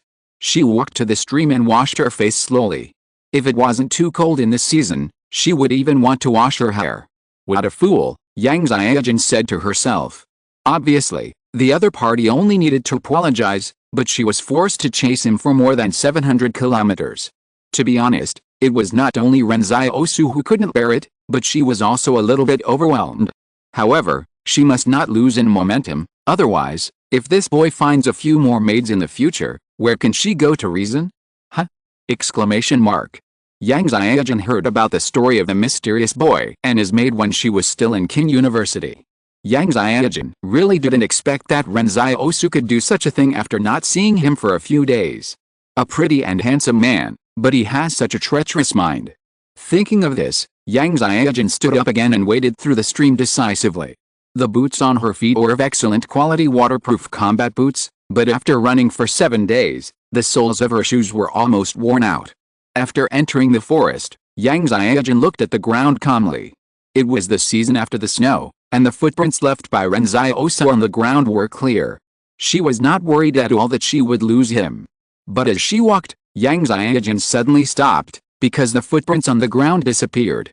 Just as she was stunned, the roar of a sniper rifle was heard in the distance. A bullet hit her feet right at her feet. On the soft rotten leaves and soil, the hole penetrated by the bullet was still emitting green smoke. Yang Xiaojin raised her eyebrows under the cap. You took the maiden and you were wrong, but you dared to fight back. Thinking of this, Yang Xiaojin picked up the sniper and chased in the direction of Ren Xiaosu, all the way up the mountain. Slowly, the temperature around seemed to rise by several degrees. The plants on the hillside turned green and did not wither because of the winter. At this time, Ren Xiaosu's footprints reappeared, and Yang Xiaojin continued to chase up the mountain with a sneer. Suddenly, the winding mountain stopped, and there was a flat terrain on the hillside, which was covered with warm puddles. Those puddles were steaming with hot air, like a fairyland in winter. And on the edge of the puddle, there was a bunch of white flowers. Yang Xiaojin raised her eyebrows again. This scene was indeed a little beyond her expectations. She felt a little caught off guard. She really didn't expect that after the two sides chased each other for 7 days, Ren Xiaosu suddenly played such a trick. Ren Xiaosu didn't seem like a person who would send flowers. Come out, I know you are here, Yang Xiaojin said. Ren Xiaosu walked out from behind the steam. Are you not angry anymore? Where did you pick the flowers in the middle of winter? Yang Xiaojin did not answer the question directly, but asked casually. The temperature near this hot spring is high. Not only did the plants not wither, but they even bloomed, Ren Xiaosu explained. I led you here mainly because I thought everyone must be dirty after running in the wilderness for 7 days. I saw that the stream at the foot of the mountain was not frozen, so I realized that there was a hot spring on the mountain, so I thought about us, so I thought you could take a bath here or something. Yang Xiaojin secretly rolled her eyes. If nothing else, at least Ren Xiaosu is still as cowardly as before. She glanced at Ren Xiaosu and said, I'll forgive you this time. In fact, girls are easy to coax most of the time. They don't want a specific result, but just want an attitude. Yang Xiaojin didn't have to chase Ren Xiaosu, but Ren Xiaosu ran away, and he didn't even have the intention of apologizing. This made her more and more angry. It was obviously Ren Xiaosu who took in the maid, but in the end it seemed as if she was making trouble for no reason. Go aside first, don't peek, Yang Xiaojin said. Okay, Ren Xiaosu said as he walked down the hillside. He sat on the hillside with his back to the hot spring and said, not all hot springs are suitable for bathing, but I've seen that the water here is fine and very safe. Yang Xiaojin asked casually, what's the name of your maid? While asking, she stared in the direction of Ren Xiaosu, observing if he was peeking. She waited for a long time before finally getting into the water. Jo Yingsu, Ren Xiaosu explained, you should know her, right? Jo Yingsu. Yang Xiaojin was obviously stunned for a moment. Why is it her? Isn't she in the southwest? Oh, Ren Xiaosu said, after the destruction of barrier number 88, she went to the Central Plains. At first, she said that she was making money to treat her mother's illness. Later, I found out that her mother died a few years ago. She lied to me. Yang Xiaojun was silent for a while before saying, Zhou Yingsu grew up in the Yang's orphanage when she was a child. Where did her mother come from? Ren Xiaosu was speechless immediately. Did Zhou Yingsu really not tell a single truth? He thought that Zhou Yingsu had told the truth when she confessed the second time, but he didn't expect that it was not true. This maid's acting skills are too damn good. Tell me, what happened later? Yang Xiaojun asked. Ren Xiaosu heard the sound of water splashing, and his mind went blank for a moment. What did I ask you before? Yang Xiaojun saw that Ren Xiaosu didn't answer him, so he asked again. Actually, I didn't want to take her in as a maid.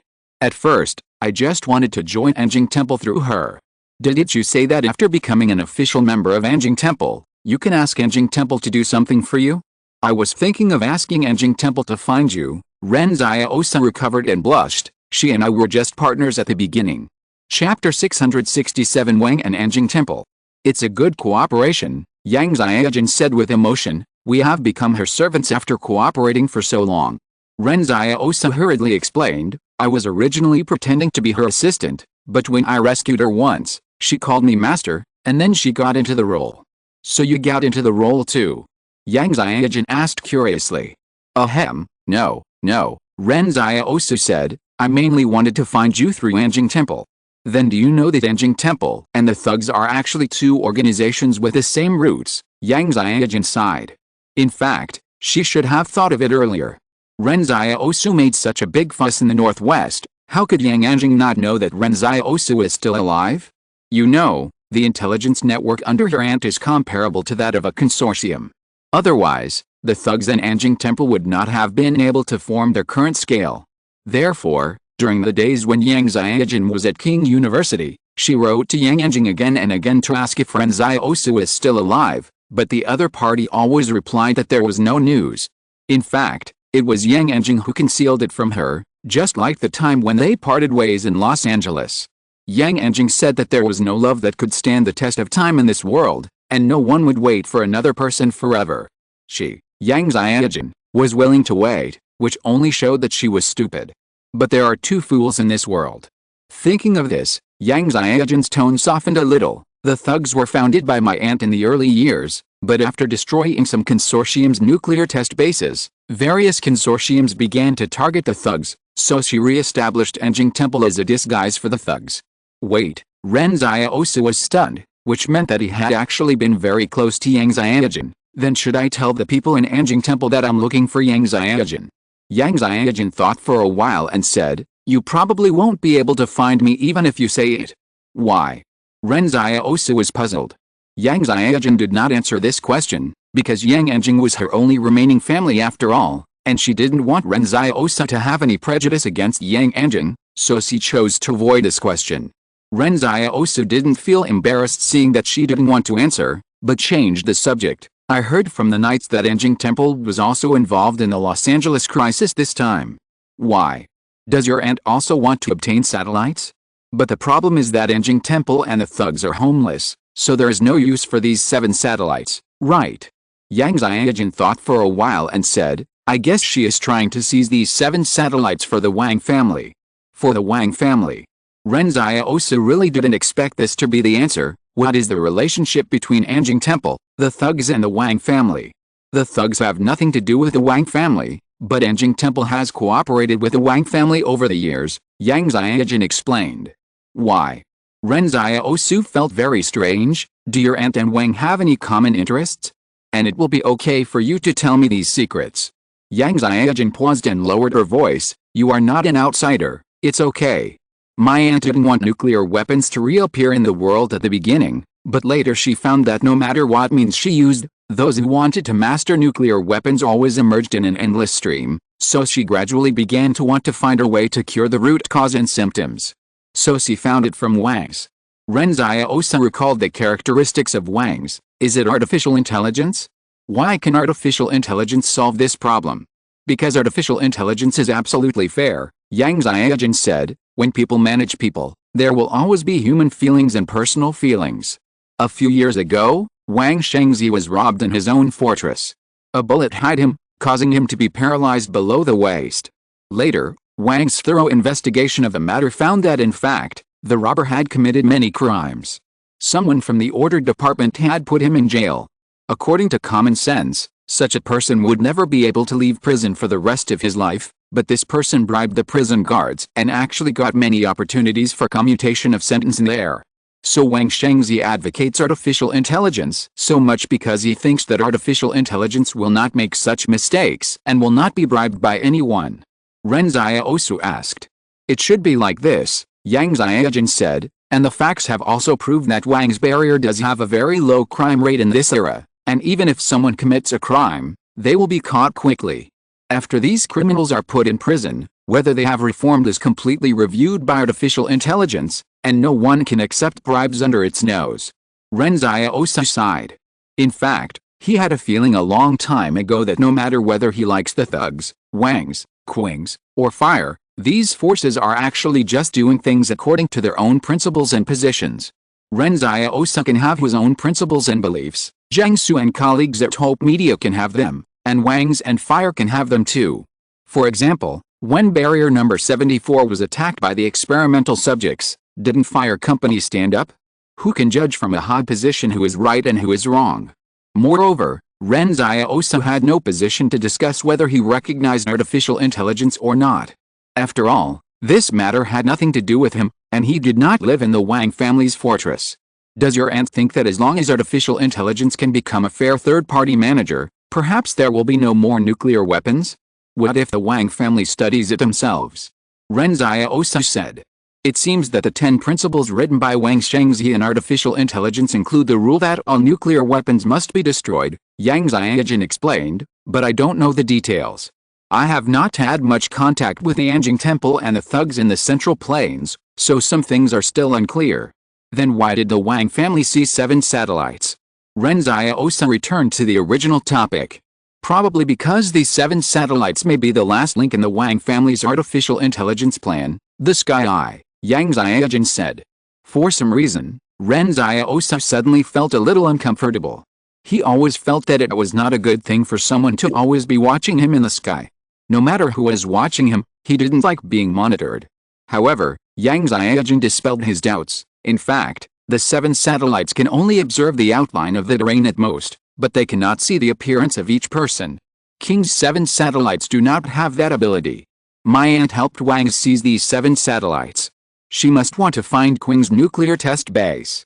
Once artificial intelligence begins to hijack satellites, Qing's nuclear test base will no longer have anywhere to hide, and the thugs can take action. Yang Xiaojun knew her aunt too well, so she could guess what the other party wanted to do based on some clues. If you're listening to this novel on a channel other than Fanfic World, it means they downloaded and uploaded it without effort. We cordially invite you to visit our channel, Mundo Fanfic Novelists. There you'll find the original version of this story, and you can explore many other novels of various genres. We're waiting for you to immerse yourself in a world of incredible novels. Chapter 668 Confession. At this time, including the knight and Ren Xiaosu, everyone thought that Wang and Anjing Temple had failed. After all, they did not see Wang Wenyan transform into black smoke and sneak into King Building.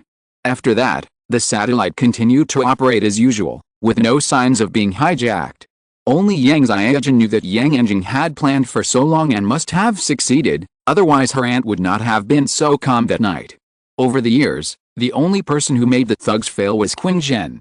Now, Yang Anjing has found a way to check and balance Qing Zhen.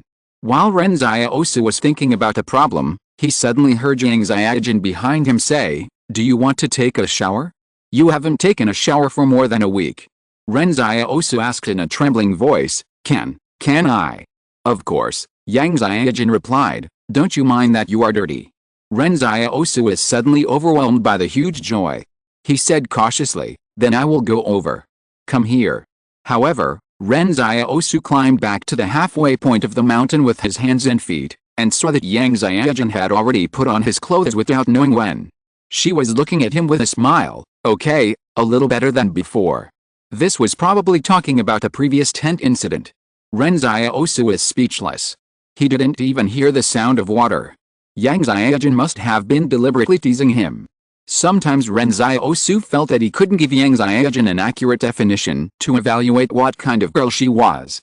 She is a perfect gun master, and many enemies have died at her hands. But she also has a lot of perfect and master level skills full of childlike fun, such as skipping rubber ropes and singing nursery rhymes. Yang Xiaojun can cross the crowd to save him, and will also hunt him for a week because of the maid. She can talk seriously and help Ren Xiaosu understand the world, but she can also playfully tease him. This girl can always bring something unexpected to his life.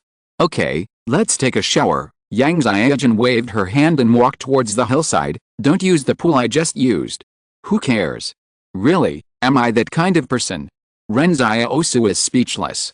But just as he was taking off his clothes, Yang Xiaojun's voice came from the hillside. You have a nice figure. Ren Xiaosu turned around in surprise and saw Yang Xiaojun sticking her head out of the hillside and looking at him. Ren Xiaosu was so scared that he fell into the hot spring pit before he finished taking off his clothes. He roared, "What are you doing? Why can you look at me but I can't look at you? This is not fair." "Then look at me," Yang Xiaojun said. Then Ren Xiaosu got scared again. "Let's talk about serious matters. What are you going to do next?" Yang Xiaojun asked Ren Xiaosu while sitting on the hillside with her back to him. Ren Xiaosu thought for a while. Old Wang wants to do business in the northwest and central plains. I think what the big liar said is very true. At least I still have some face in the northwest. I made some friends when I fought against the Zhuang family before. They were friendships that cost my life. Instead of being ignored by everyone in the central plains, I might as well go to the northwest. I don't have any big ambitions. It's good enough to find a place to settle down." At this time, Yang Xiaojun's voice suddenly softened. "Were you injured in the previous battle?" "No," Ren Xiaosu shook his head. "You know, I'm very cautious. I usually won't take action until I'm sure I can succeed." "Yet," Yang Xiaojun just hummed. She could imagine how dangerous it was at the time. Life and death in war is no longer something that can be decided by one person. No matter how strong you are, bullets on the battlefield have no eyes. A small-scale battle will have hundreds of thousands of bullets flying around, and the probability of injury is very high. Although Ren Xiaosu was not injured, it does not mean that it is not dangerous. She finally said, "I didn't know you survived. If I had known, I would have come to the northwest to help you." Ren Xiaosu noticed that Yang Xiaojun's tone seemed to be a little guilty. "Don't feel guilty, really. I'm fine, right?" Ren Xiaosu said with a smile. "So are you planning to go back to the northwest now?" Yang Xiaojun asked. "I'm going to beat the bandits on the way to the northwest first," Ren Xiaosu said. Fortress 178 is also troubled by these bandits, but because of the sensitive geographical location, they can't send troops. Why don't I help them clear these obstacles directly? After this is done, I can rest assured that Lao Wen can do business on this road. Then what? Then we have to find Yan Liudan. Do you have any news about Liudan? Ren Xiaosu asked. "No, I was chasing the people who killed and injured you, and I didn't pay attention to anything else," Yang Xiaojun said. "Buddy and sister Xiaoyu should be fine, at least the flood didn't affect them." "Well, we can definitely find them," Ren Xiaosu said confidently. "By the way, where are you going next? What are your plans?" "Me." Yang Xiaojun pondered for a moment. "Where you go, I go." There are too many words in this world that can be used to express love, such as the beautiful moonlight tonight, such as what a famous artist said before the disaster. "For you, I am willing to become a werewolf. For you, I am infected with madness." But at this moment, Ren Xiaosu felt that the 6 words Yang Xiaojun said at the moment were the best. A small town between the northwest and the central plains is very strange, and it seems to be completely independent of the barrier system. At first, the people living in this mountain were all horse bandits, who didn't deal with each other much, and they would fight to the death when they met. But later, when business was not good, some bandits moved to the foot of the mountain and exchanged their earnings from farming or hunting. Slowly, this narrow needle-like open space at the foot of the mountain became a small town. Because of the sensitive geographical relationship, the Zhuang family did not care about it, and the Wang family in the central plains did not care about it. It was like a vacuum zone between the two financial groups, giving the bandits a chance to breathe. Nowadays, most people no longer work as bandits. Although most people consider themselves bandits, What they do every day is basically farming and herding sheep. There is no way, life is forced. The recent reopening of the trade route finally made the people in the town boil again. Everyone is basically divided into two factions. One faction thinks that since there are merchants, they should go back to their old business. The other faction thinks that everyone has not been bandits for many years, so it is better to grow crops honestly. Just when everyone was discussing fiercely, a young man and a woman came to the town and said that they were lost in the mountains and wanted to stay for a few nights. It is not for nothing, they have money, Wang's money. At present, the currency of Wang's family is very strong. You can go to the market town outside the Wang's fortress to buy a lot of things, or you can go to the main road to find merchants to exchange things. Thank you to Mijudeng for becoming the new ally of this book. The boss is generous. Thank you to Yeren for becoming the silver ally of this book. The boss is very generous. I will remember to update if I owe you anything, and I will also remember to add more. I am really too busy these 2 days. In addition, at the invitation of the Central Committee of the Communist Youth League, I will give a speech at the Xian'ao Hall, Beijing Jiaotong University tomorrow. The time is 2:30 p.m. Readers of Jiaotong University can go and have a look. Chapter 669, Bandit Suppression. When Ren Xiaosu and Yang Xiaojin arrived at this small town in the northwest, they did not hide the fact that they were rich, and even deliberately acted very generous. When they said they wanted to stay overnight, a family even vacated their home for them, and then the whole family moved in with their relatives, just because they could make a lot of money from Ren Xiaosu. Seeing that the two were very easy to talk to, the neighbors immediately brought food to Ren Xiaosu and Yang Xiaojin, and even killed one of their own chickens, stewed it and sent it over. Ren Xiaosu accepted all the food, received it at the door, paid for it, and brought it into the house for Yang Xiaojin to eat. Don't say it, this mountain chicken soup is really delicious.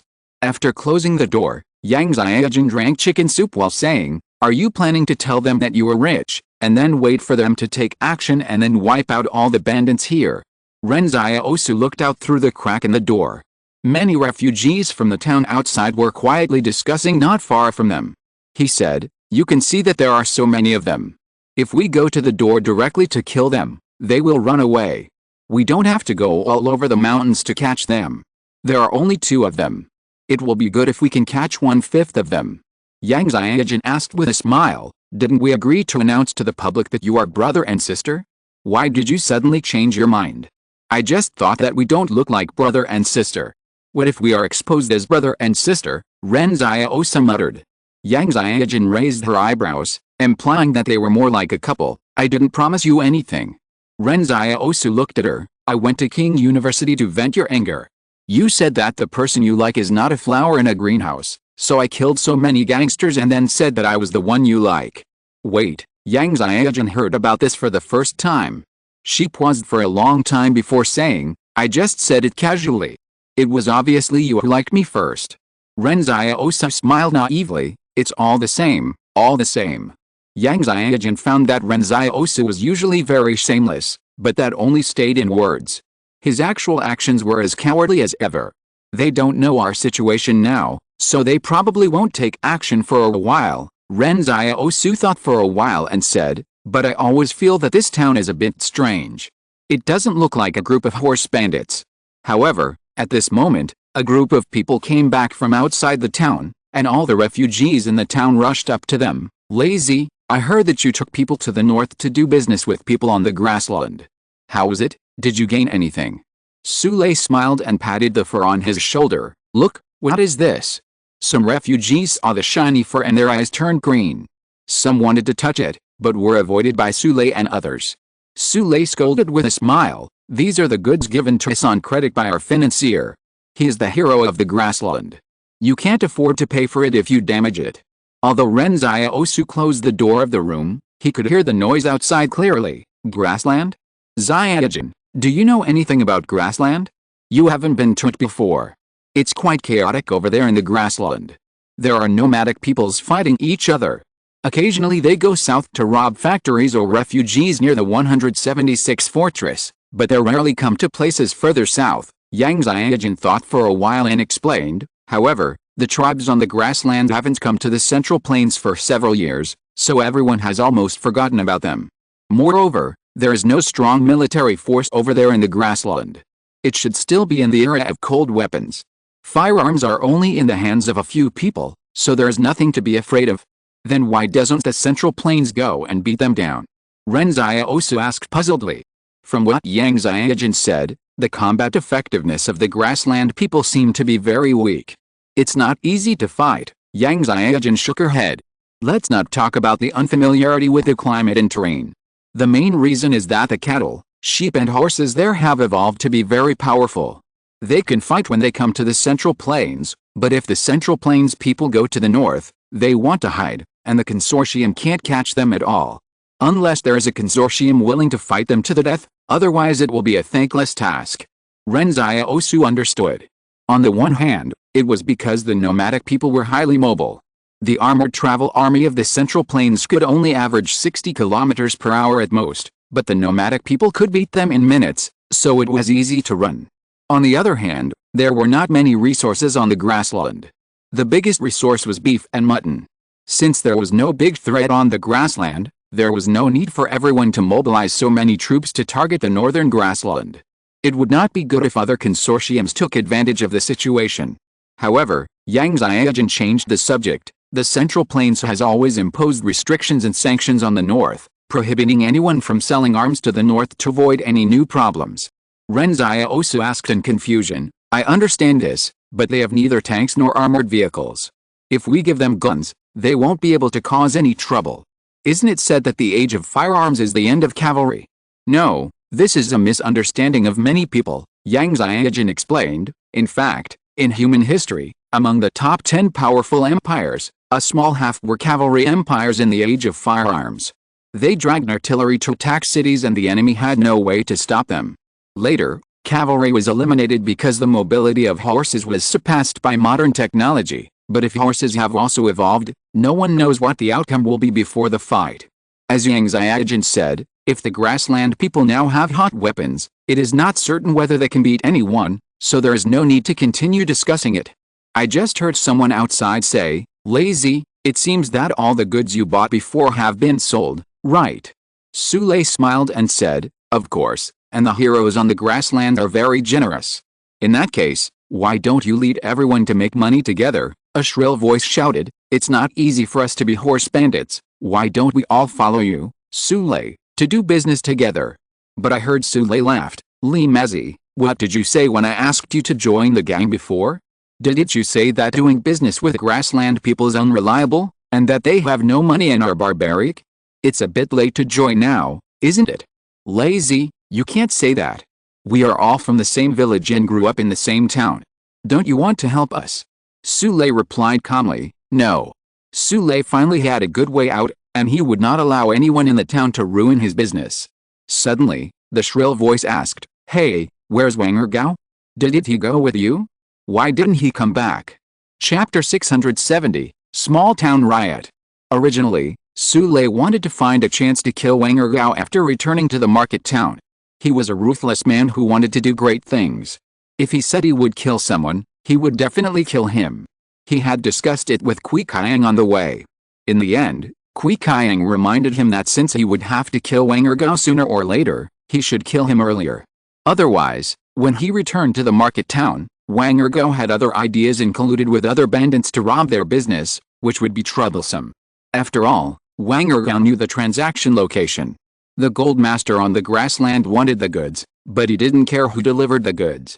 Su Lei asked himself that he was not that important in front of Yan Liuan, so before establishing a true friendship with Yan Liuan, he could not let any other group of bandits know the transaction location.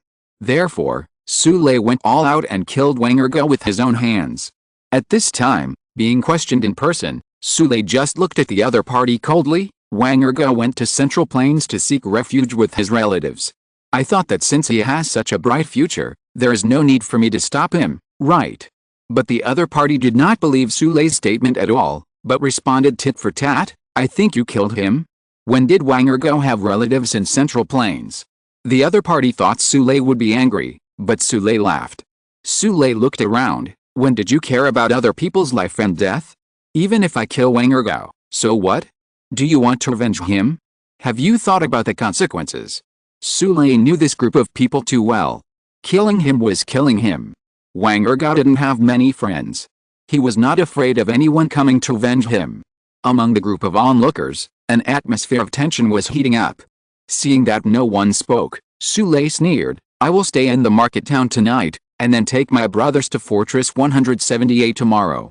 Since there is no room for me here, I will not force it. But I, Sule, have found a way out now. If anyone ruins my good deeds, then this way of life will become a death knell for you. Kui Kiang, let's go." With that, Sule led a group of brothers into the market town. They came back this time just to pack up their things. Ren Xiaosu muttered in the house, "This group of horse bandits is just a mob, and why do I feel that these horse bandits all want to go ashore? I have such a feeling too. It seems that the horse bandits are having a hard time and want to find another way out." Yang Xiaojin thought, "Then should we kill them? Let's wait and see." Ren Xiaosu thought, "I think this Sule is interesting. What he is doing now is equivalent to helping Fortress 178 connect to the trade routes on the grassland." Yang Xiaojin glanced at him. He is indeed the young marshal of Fortress 178. He always thinks about Fortress 178. Don't be sarcastic when talking to husband and wife," Ren Xiaosu said. "Ren Xiaosu." Yang Xiaojin raised her voice, "We are just acting now, don't get too caught up in the drama, I haven't agreed to anything yet." "Okay." Ren Xiaosu looked at the black hole of the sniper rifle in front of him, and shut up with a bit of reluctance. He recalled the situation of Fortress 178. In fact, in the previous conversation with the big liar, Ren Xiaosu also roughly understood that the sudden implicit alliance between Qing Zhen and Zhang Jinglin was itself to deal with the future Wang family. Since the Qing family and Fortress 178 can unite, can the northern grassland also borrow strength? Unconsciously, what Ren Xiaosu was thinking about was already vaguely standing on the position of Fortress 178. This result is probably what the big liar expected when he kept nagging Ren Xiaosu. Some things have changed unconsciously. Ren Xiaosu thought that in fact, if he wanted to use the power of the nomadic people, he didn't even need to form an alliance with them. He just needed to secretly provide them with weapons so that they had the capital to go south, and then the nomadic people would go south by themselves. Previously, in the library of Fortress number 88, Ren Xiaosu had learned about the nomadic people before the disaster. Because of the cold weather and shortage of supplies in the north, it was common for cattle and sheep to freeze to death in winter, resulting in asset shrinkage and food shortages. In order to maintain the stability and balance of the tribes within the tribe, the leaders of the large tribes directed the contradictions to the Central Plains, which was a means of weighing the pros and cons. During the war, the grassland people always regarded the south as a granary.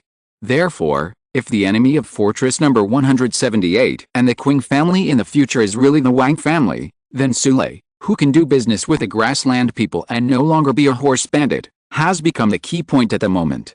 As if they had a tacit understanding, Yang Xiaojin looked at Ren Xiaosu. "Are you going to recruit this Sule?" "Recruit what?" Ren Xiaosu sighed. "I already have enough people to take care of. It's too hard to take care of them alone. I don't want to add any more burdens." Yang Xiaojin paused. "Don't I still have me?" Ren Xiaosu immediately became happy. "It's not that I doubt your ability. It's mainly because I don't know this Sule, and I don't intend to have too much intersection with him.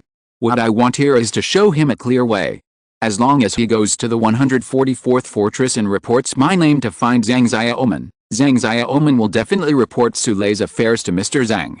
At that time, Mr. Zhang will naturally understand my idea of guiding Sule there. The 178th fortress is not short of ordinary firearms. If he makes a leisurely move now, it may come in handy in the future." Sometimes Ren Xiaosu is particularly envious of Qing Zhen, because he doesn't know what Qing Zhen's brain is like. He always takes one step and looks 10 steps ahead. Ren Xiaosu asked himself that he could not be as well prepared as Qing Zhen, and could only try to think more occasionally. However, Ren Xiaosu was not self-deprecating, and he felt that he had his own strengths. Sule's arrival caused Ren Xiaosu and Yang Xiaojin's plan to raise the town to be temporarily shelved. This plan seemed a bit incredible to ordinary people. They wanted to raise a town with thousands of people? Are they kidding? But for Ren Xiaosu and Yang Xiaojin, no one questioned that this plan might fail. They also thought that there might be extraordinary people in this market town, But neither of them cared much. After all, there were not too many extraordinary people who could survive the joint pursuit of Ren Xiaosu and Yang Xiaojun. However, the atmosphere in the whole market town was a little wrong. Sule quietly looked out from his house and found that the people in this market town always ran to his house intentionally or unintentionally, doing nothing, just like horse bandits scouting before taking action. Sule said coldly to Kui Kayang behind him, "I was careless this time. We shouldn't have come back. We wanted to come back to pack up before leaving, but now it seems that we may not be able to leave." Sule came back to get something that was very important to him. It was the wooden memorial tablet of his parents. Only this kind of thing could make Sule take the risk to come back. Chapter 671 Ren Xiaosu takes action. Sule originally wanted to take his parents' spirit tablets and leave, but when he got home, he found that it was too late. It seemed that some horse bandits in the town had already discussed how to deal with them before they came back. Just as Sule guessed, the horse bandits in the town began to plot when he left. If Sule failed to make a deal, then everyone would just watch the fun. If the deal was successful, then they would get a share. If Sule didn't want to share, they would kill Sule and force Wang Ergao to tell everything they knew. Wang Ergao was a very spineless person. They only needed to scare him a little and he would know everything. What the gold master on the grassland wanted, where to trade, and the agreed time, all of these could be learned from Wang Ergao. So this was also the reason why they observed Wang Ergao's position at the first time, but they didn't expect Sule to be more cruel than they thought, and actually killed Wang Ergao in advance. This caught everyone off guard, so now several groups of horse bandits surrounded the place where Sule and his friends were staying and hesitated to take action, just to discuss what to do. Sule must be killed. If they let him go today, it would be like letting a tiger go back to the mountain. They can't sleep well until such a ruthless man is dead. The key point of the problem is that they don't want to give up this business. Seeing that this trade route on the grassland can make a lot of money. How to kill Sule and get the business from him is the most important thing. Sule's arrival made everyone in the town forget about Ren Xiaosu and Yang Xiaojun. In the evening, Ren Xiaosu had prepared money and was ready to wait for the refugees to bring food, but the result was that no one came. They even gave up the goal of stupid people with a lot of money. What do these refugees want to do? Ren Xiaosu thought, "I'm afraid something big is going to happen in this town. It should be related to that Sule. After all, he is just a horse bandit. His money is exposed and others are tempted. Then should we intervene?" Yang Xiaojun looked like he was waiting for your decision. "Of course I will." As night fell, Sule led Kui Kayang and other brothers to guard their own earthen yard. Everyone was not relaxed, and they all held their weapons silently. Some of them were of higher status and held earthen guns, while others held iron or bone knives. The white bone knife was tucked on his waist, which inexplicably added a hint of solemnity to the bandits in the yard. Sule said, "I'm sorry, brothers. It was because I, Sule, had to come back that this happened." The brothers did not say anything. Sule's team might not be very united. After all, they were bandits, and they could not be compared with soldiers in the army. Some people also complained in their hearts that Sule was nosy, but no one could say anything at the moment. Kui Kayang sat under an earthen wall next to the gate of the yard, wiping the earthen gun in his hand and wiping the steel pipe on the wall until it was shiny. Their homemade guns were single shot, and they had to reload the gun after each shot. There were too many people outside who wanted to pay attention to them. Kui Kayang knew very well that if they continued to fight, they would definitely suffer. Someone whispered, "Brother, why don't we hand over the business? They have more people, and a wise man will not suffer a loss in front of him. Business can be found again, but life is only once." Sule was about to say something. But as soon as the man finished speaking, Kui Kayang jumped up in front of the man. When he moved, Kui Kayang had already stretched out his hand and pulled out the short knife at his waist, and fiercely stabbed it into the neck of the person who spoke. Kui Kayang's movements were so fast, like a hunting mountain cat, swift and powerful. "Don't talk nonsense here," Kui Kayang said coldly. "Brother, you have found this business with great difficulty. Why are you giving it away just like that? Listen to your orders later, fight your way out, and live with you a lifetime of wealth and glory." Everyone around was stunned. Kui Kayang rarely talked so much, but he killed someone with this move, which made others dare not say a word, for fear of being killed by Kui Kayang. Sule sighed in his heart.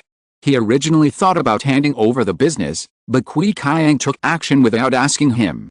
It was obviously inappropriate for him to talk about handing over the business at this time. There was no way out. But Sulei's heart was as clear as a mirror. He knew that if he handed over the business, he would not survive. At this moment, the outside gradually became brighter, as if illuminated by the fire. Many people lit torches and surrounded the yard of Sulei's house. The leader of a group of horse bandits said, "Sule, I think you should come out and hand over the business to us honestly. We can make money together. Then we can eat and drink together. Isn't it good for brothers to be happy together?" Sule laughed and scolded, "Li Mezi, don't pretend to be kind and righteous here. I can live if I hand over the business. I'm afraid you can't sleep if I don't die."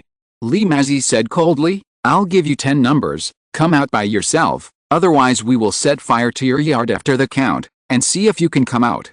Sulei's heart has fallen to the bottom of the valley. He knows that he is probably doomed. However, at this time, a young man's voice suddenly sounded outside. "Oh, it's so lively in the middle of the night. Everyone has come here. No one cooks for us. I'm very unhappy." Everyone was stunned. Sule turned to look at Kui Kaiang. "Whose voice is this?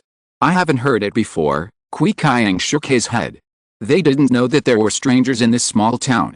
Li Mezi looked at Ren Xiaosu and Yang Xiaojin, and grinned. "Young man, don't meddle in other people's business. This is none of your business." Someone next to Li Mezi said, "Why don't we just kill these two people together? I think they seem to be quite rich. It's just right to use their money as capital to do business. And that woman." Then, Ren Xiaosu didn't bother to say anything. Sule and his friends heard the dense wailing outside in the yard. A group of horse bandits were terrified in the yard, and they had no idea what was going on outside. The sound of broken bones and tendons, playing in the wailing, sounded so creepy. Half an hour later, Ren Xiaosu's voice came from outside again. "Okay, kill them all, come out." Sule carefully opened the door of his own yard, and saw Ren Xiaosu holding a torch outside, smiling at him. Next to the boy, there was a girl wearing a peaked cap, who looked elegant. There were corpses lying on the ground next to these two people, but there was no blood on them. Who are you?" Although Sule is a ruthless man, he is just a ruthless man in the growth stage and has not seen much of the world. There are corpses everywhere, and there are calm killers. The impression left by the scene in front of him will probably never be erased in his life. Even if he becomes a big figure in the future, he will probably feel awe from the bottom of his heart when he sees Ren Xiaosu again. Thank you Yingzhang Zero for becoming the new silver ally of this book. The boss is generous. Thank you Yeren for becoming the #1 fan of this book.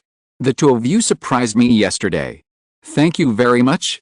Thank you Black-Faced Dragon King 888 for becoming the new ally of this book. The boss is generous.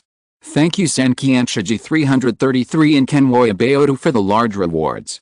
All the bosses will be safe and sound. I am about to go on stage to give a speech, and I am a little nervous.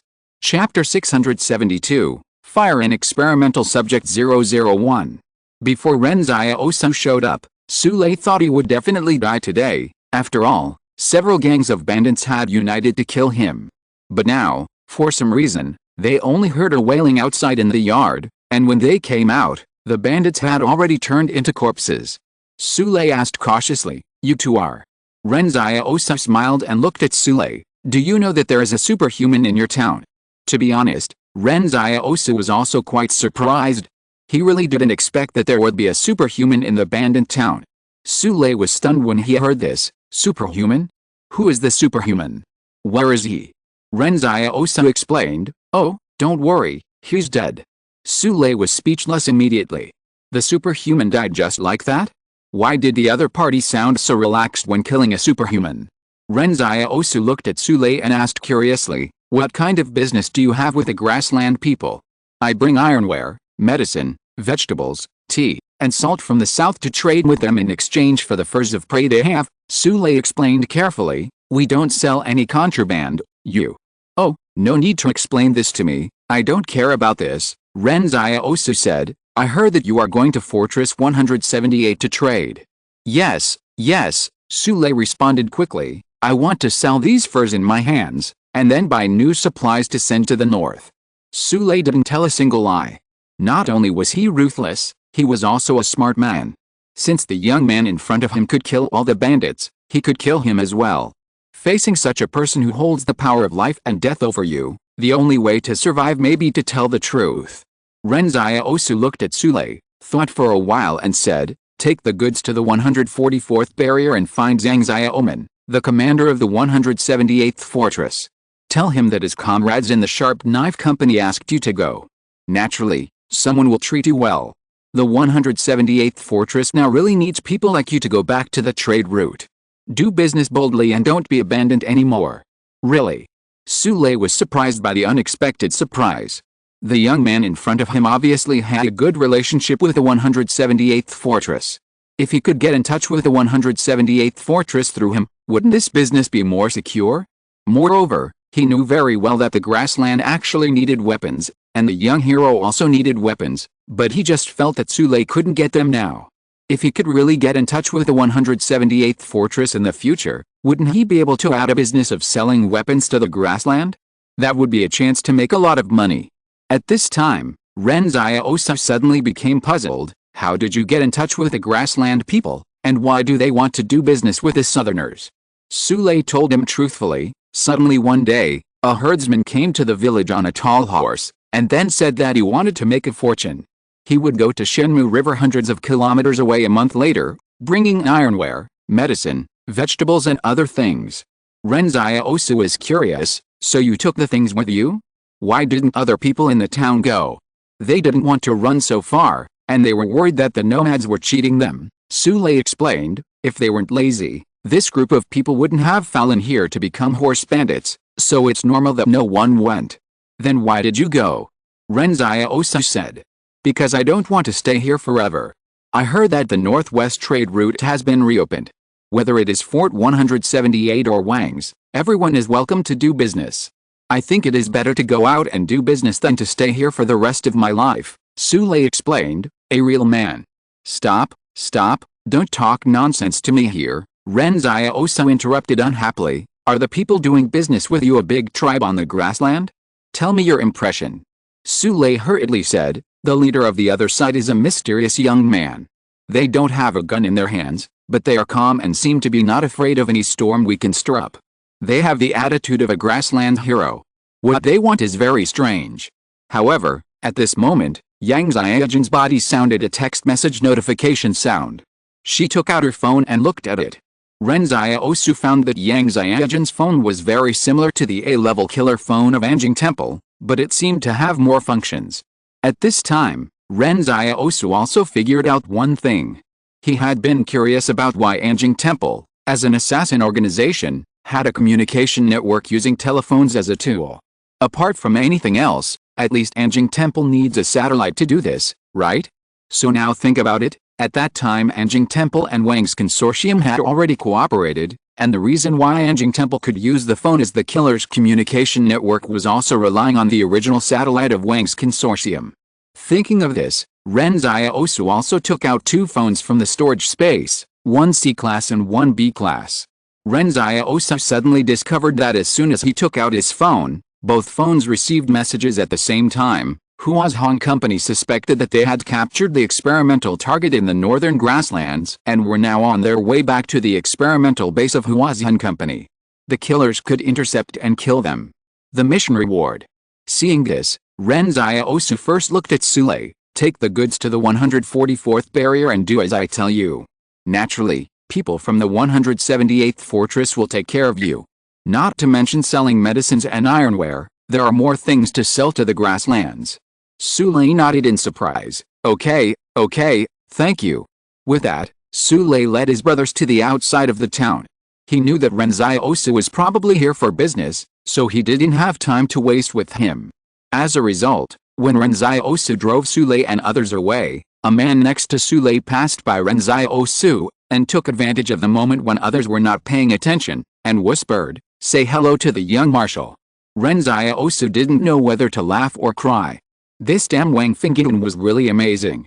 He even had spies in such a place? However, he did not say much. After Sule and the others left, he turned to look at Yang Xiaojin. "Did you receive this message as well?" Yang Xiaojin nodded. "This is also a special phone number for members of Anjing Temple. The text message I received was also about the fire company, but there was more information. Someone in Anjing Temple suspected that the target being captured was very likely the number 001 experiment that the experimental subject was looking for. Otherwise, the fire company would not have had to mobilize so many troops. You know, the fire company did not show up when something happened in Luochang this time. The number of people they went to the grassland is extremely rare in recent years. Yang Xiaojun found that Ren Xiaosu was stunned. What's wrong with you? When Ren Xiaosu heard about the number 001 experiment, he fell into deep thought. Once upon a time, Ren Xiaosu had guessed at Barrier 74 whether Yanluan was the legendary number 001 experiment. After all, no one knew where Yanluan came from, and the problem was that the time and location of Yanluan's appearance also coincided with the time when the experimental subject escaped from the laboratory. Although it was not an absolute match, the test subjects themselves were locked up in a dark place and had no concept of time. Who knows the exact time when the number 001 test subject escaped?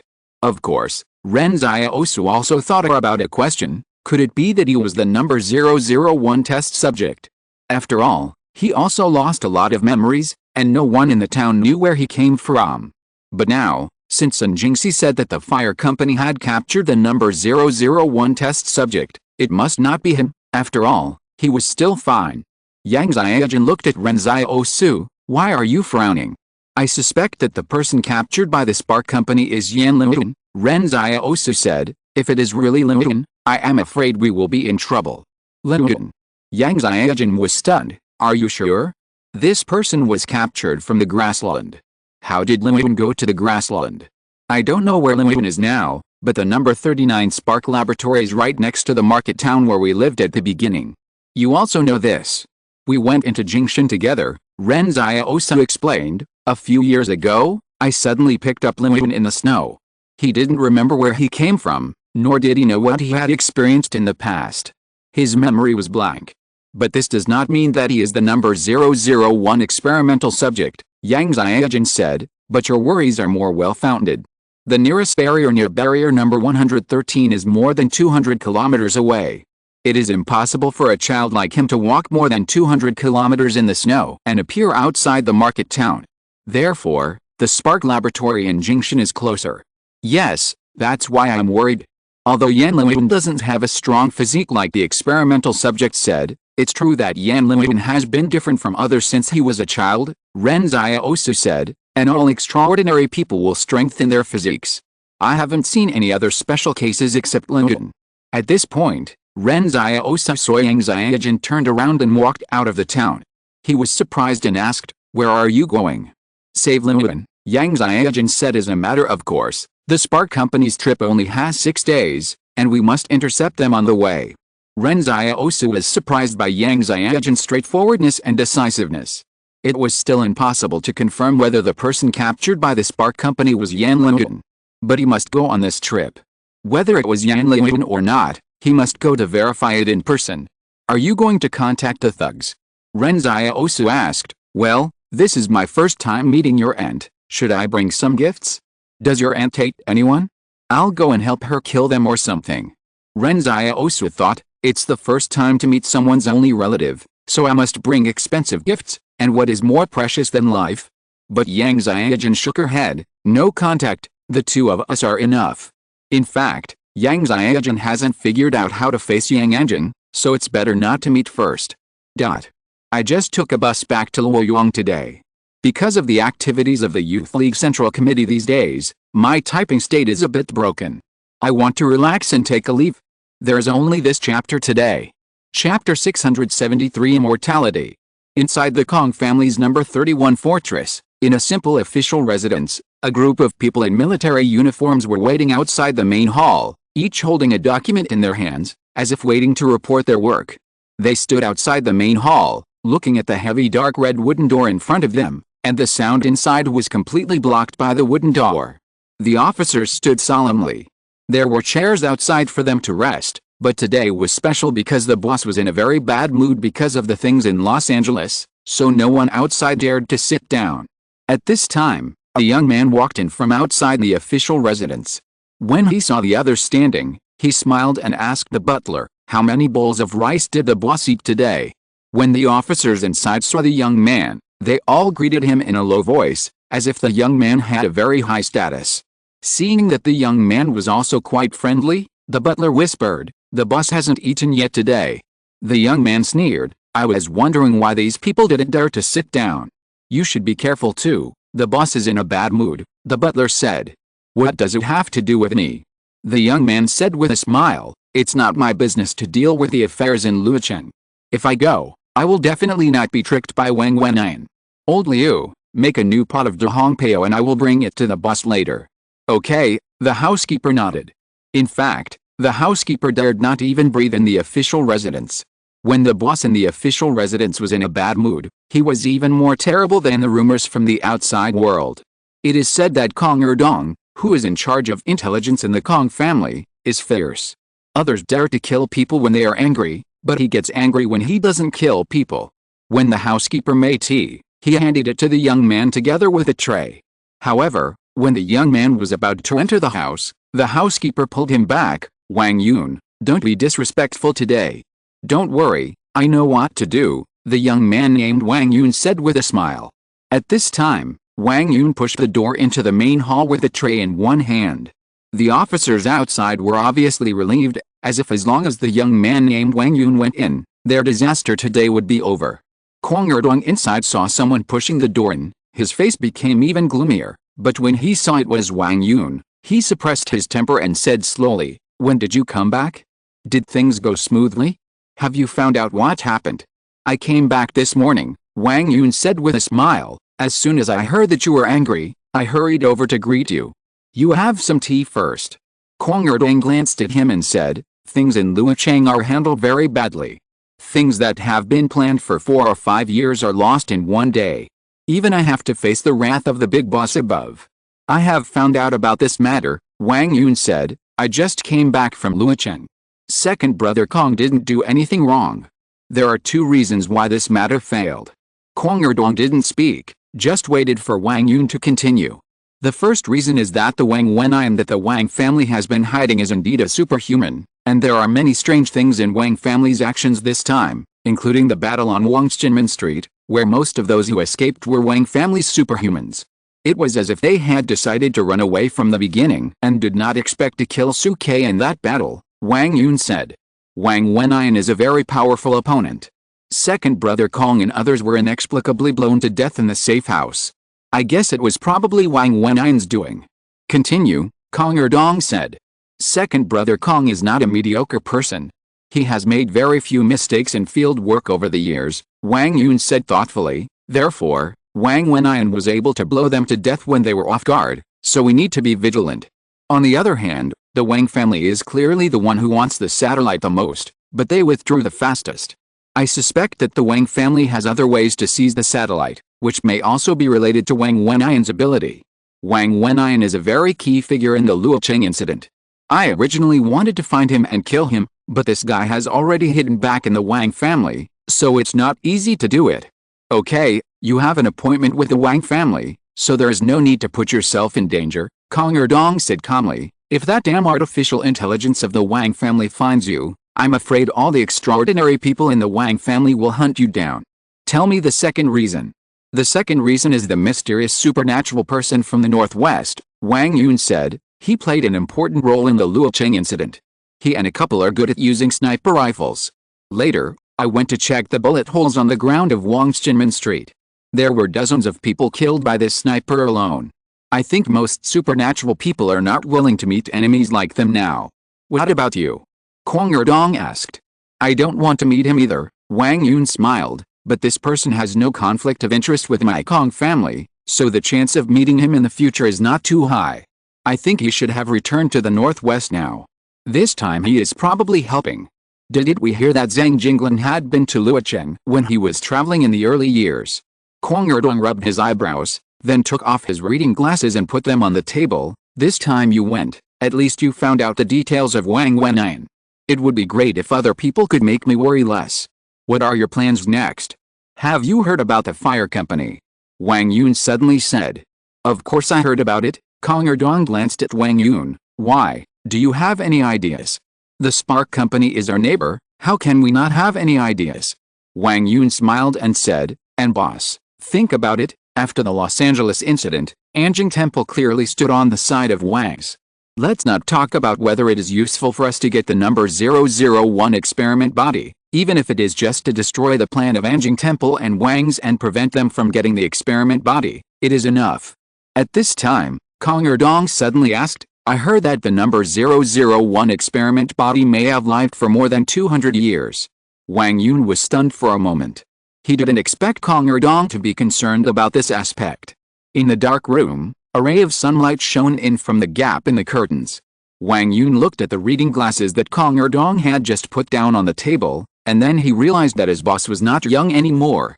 When an old man stands at the pinnacle of power, when he becomes second to one person and above millions of people, what else can he pursue?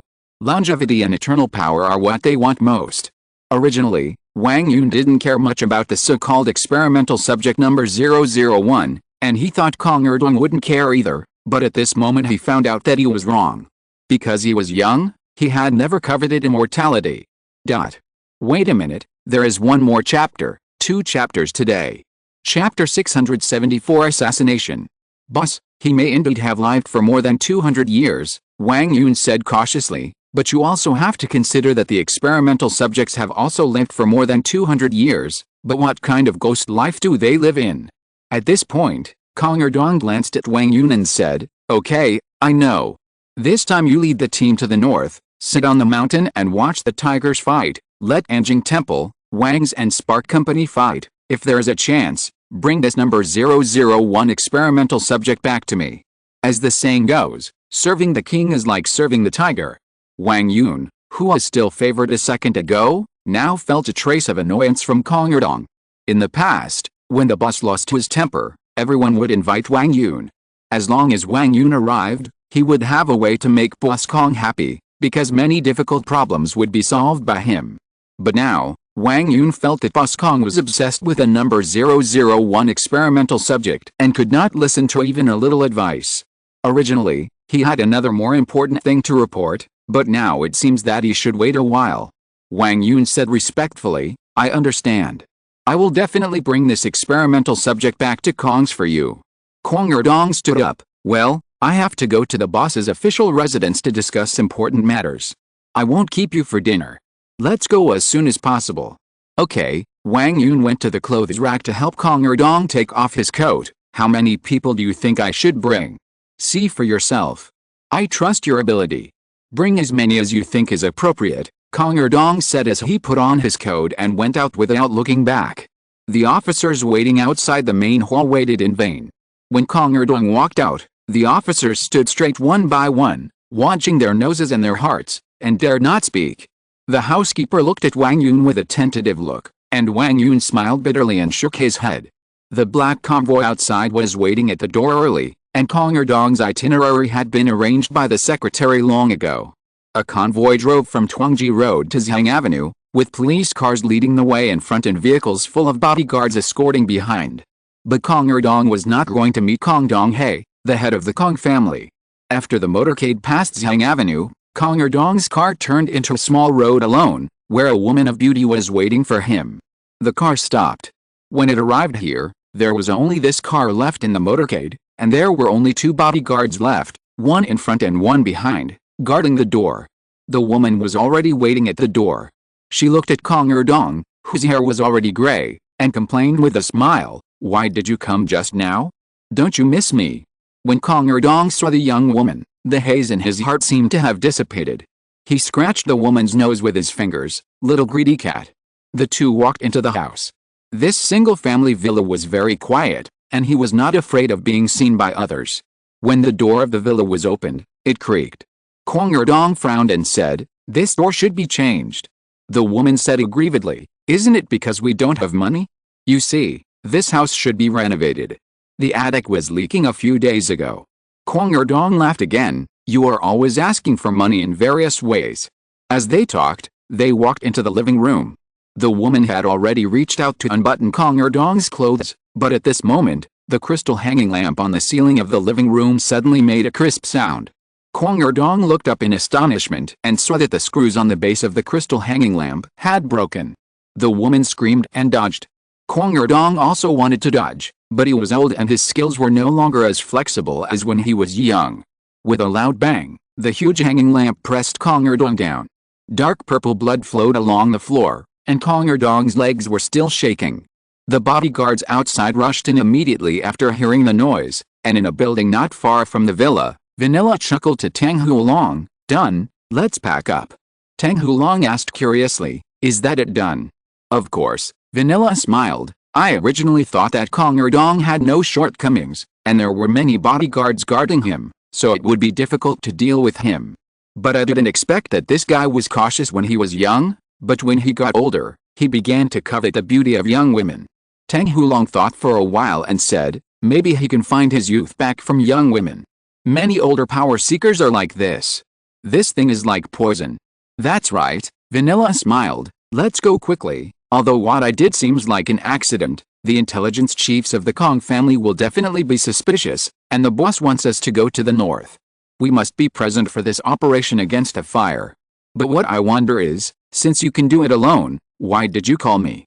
"My old arms and legs can't stand your tossing and turning," Tang Hulong said unhappily. Zhang Kao patiently explained, "You see, powerful people all have partners, such as Li Shenton and Si Liren, such as Qingzhen and Luolan, such as Ren Xiaosu and Yang Xiaojin, and Su Xianchu and his big black pot." "Wait, I understand the first few, what is the last combination?" The two were ready to retreat while joking, but Zhang Kao paused. He looked at another building, but there was nothing there. "Strange, it seems like someone is watching me just now. Let's go quickly. It's not advisable to stay here for long." After the two left, Wang Yun, the director of the 2nd Military Intelligence Department of the Kong family, jumped out of the water tower on the top of the tall building. "We were almost discovered." He looked at the villa where the accident happened. At this time, countless people were gathering here. Wang Yun had no expression on his face, as if he was watching someone else's disaster. In the past, the entire Kong intelligence system was very polite to Wang Yun, because Kwang Erdong mentioned more than once that he wanted someone like Wang Yun to take over the intelligence system in the future. In fact, although Wang Yun is the director of the 2nd Division, he often oversteps his authority to assign work to the 1st and 3rd Divisions. It is not that he wants to overstep his authority, but that Kwang Erdong gives him the authority. Wang Yun has been the director for a long time. He does not mind working longer, and then waits for Kwang Erdong to retire and become the new head of intelligence. It is okay to work longer, but you cannot wait until later.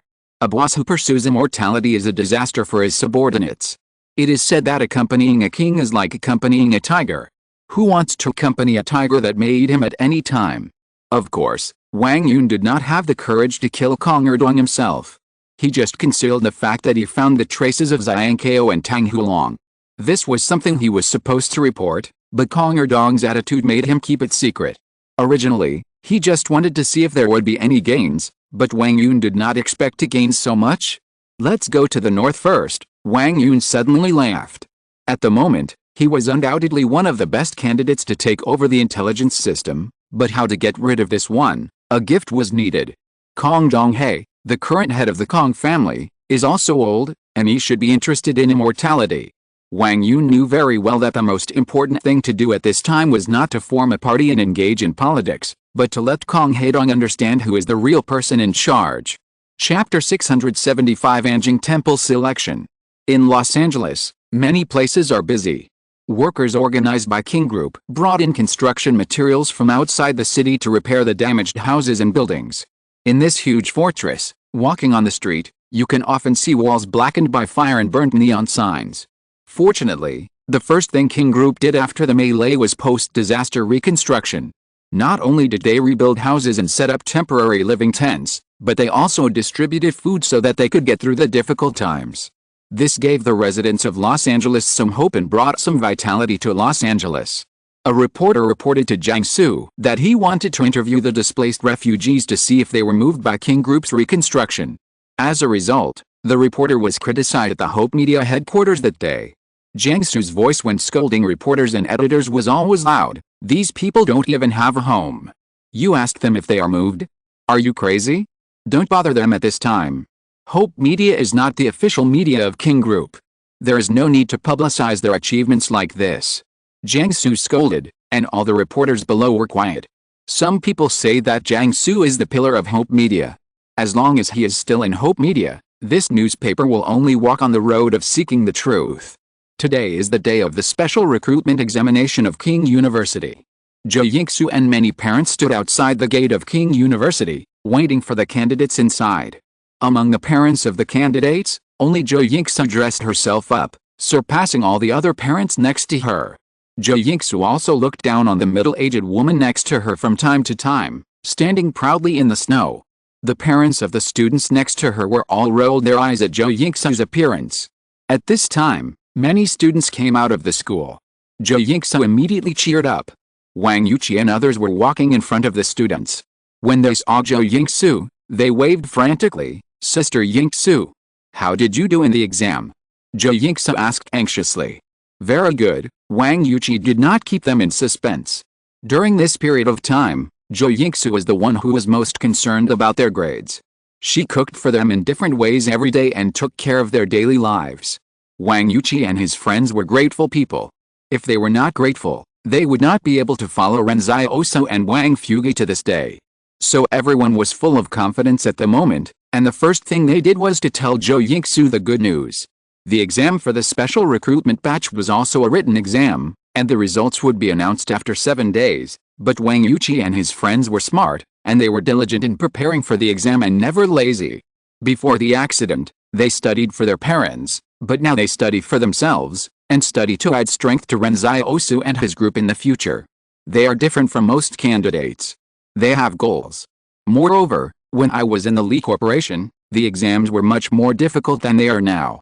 You have to know that when other consortiums select college students, they do so directly for the purpose of scientific research, and they only recruit hundreds of people a year, while King University recruits thousands of students a year, and the competitive pressure is different. So it was as easy as a landslide for Wang Yuqi and his friends to take the exam. Zhou Yingsu was overjoyed to hear Wang Yuqi and his friends answer, "Let's go, let's go. I'll make you something delicious when we get back." However, on the way back, Zhou Yingsu suddenly said, "Well, I have something to do recently, so I have to leave Luocheng. I think I have found your brother Xiaosu's whereabouts, and I have to go and denounce him for you." "Why did he leave you in Luocheng without asking about anything?" "If I were you, I would not be able to bear it." Wang Yuqi and his friends were holding back their laughter. Everyone knew who they were denouncing for. After Ren Xiaosu left Luocheng, Zhou Yingsu either added too much salt or too much vinegar to her cooking every day, and this situation lasted for 3 days. At this time, Zhou Yingsu also received a text message from Anjing Temple. After informing all the killers to go to the fire company, Anjing Temple even sent another text message to inform all the killers that this time, it was the official selection of Anjing Temple. In other words, as long as you perform outstandingly in this kill, you can directly join Anjing Temple. This made Zhou Yingsu a little excited, and she was thinking that the master had been particularly concerned about joining Anjing Temple before, and now that the selection has begun, the master must also go, right? Being abandoned in Luocheng made Zhou Yingsu extremely unhappy, but she couldn't find Ren Xiaosu to complain. This Anjing Temple selection might be an opportunity. Wang Yuqi smiled at Zhou Yingsu and said, "Sister Yingsu, you go ahead. Don't worry about us. We are all capable of taking care of ourselves." "That's right. I'll leave you enough living expenses. You can eat whatever you want." "I might be back soon," Zhou Yingsu said. "Yes, I will definitely be back soon." Returning to the yard where they were living now, Zhou Yingsu immediately began to pack up her things. Moreover, she planted strange seeds in the yard. She dared to say that this must be the safest place in the whole city of Luo in the future. Zhou Yingsu told Wang Yuqi that if they encountered danger, they should run home. As long as they stayed at home, even gods could not touch them. Wang Yuqi and others agreed with a smile. Ren Xiaosu had also told them before that few people were Zhou Yingsu's opponents now. In their impression, Zhou Yingsu is a very powerful transcendent. So they just had to do what Zhou Yingsu told them. Before leaving, Zhou Yingsu was a little emotional. "You said your little brother Su is really something. There is such a lovely maid in Luocheng. No, there are such lovely brothers. How could he be willing to run away with others?" Okay, don't hold it in, laugh. Wang Yuqi and others sent Zhou Yingsu out the door with laughter, but they saw Su Zhi standing outside the yard. You go back, remember to study hard, Zhou Yingsu said and walked towards Su Zhi. Why are you here? I heard from Brother Su K that you are leaving. Su Zhi asked in a low voice. What's it to you? Zhou Yingsu rolled her eyes. I just came to see you off. Su Zhi was a little at a loss. At this time, he was completely without the high spirits he had in school and in King Group. No need to see you off, I have arms and legs and can walk by myself, Zhou Yingsu said and got into the new car she had just bought. Su Zhi suddenly asked, I like you so much, can you give me a chance?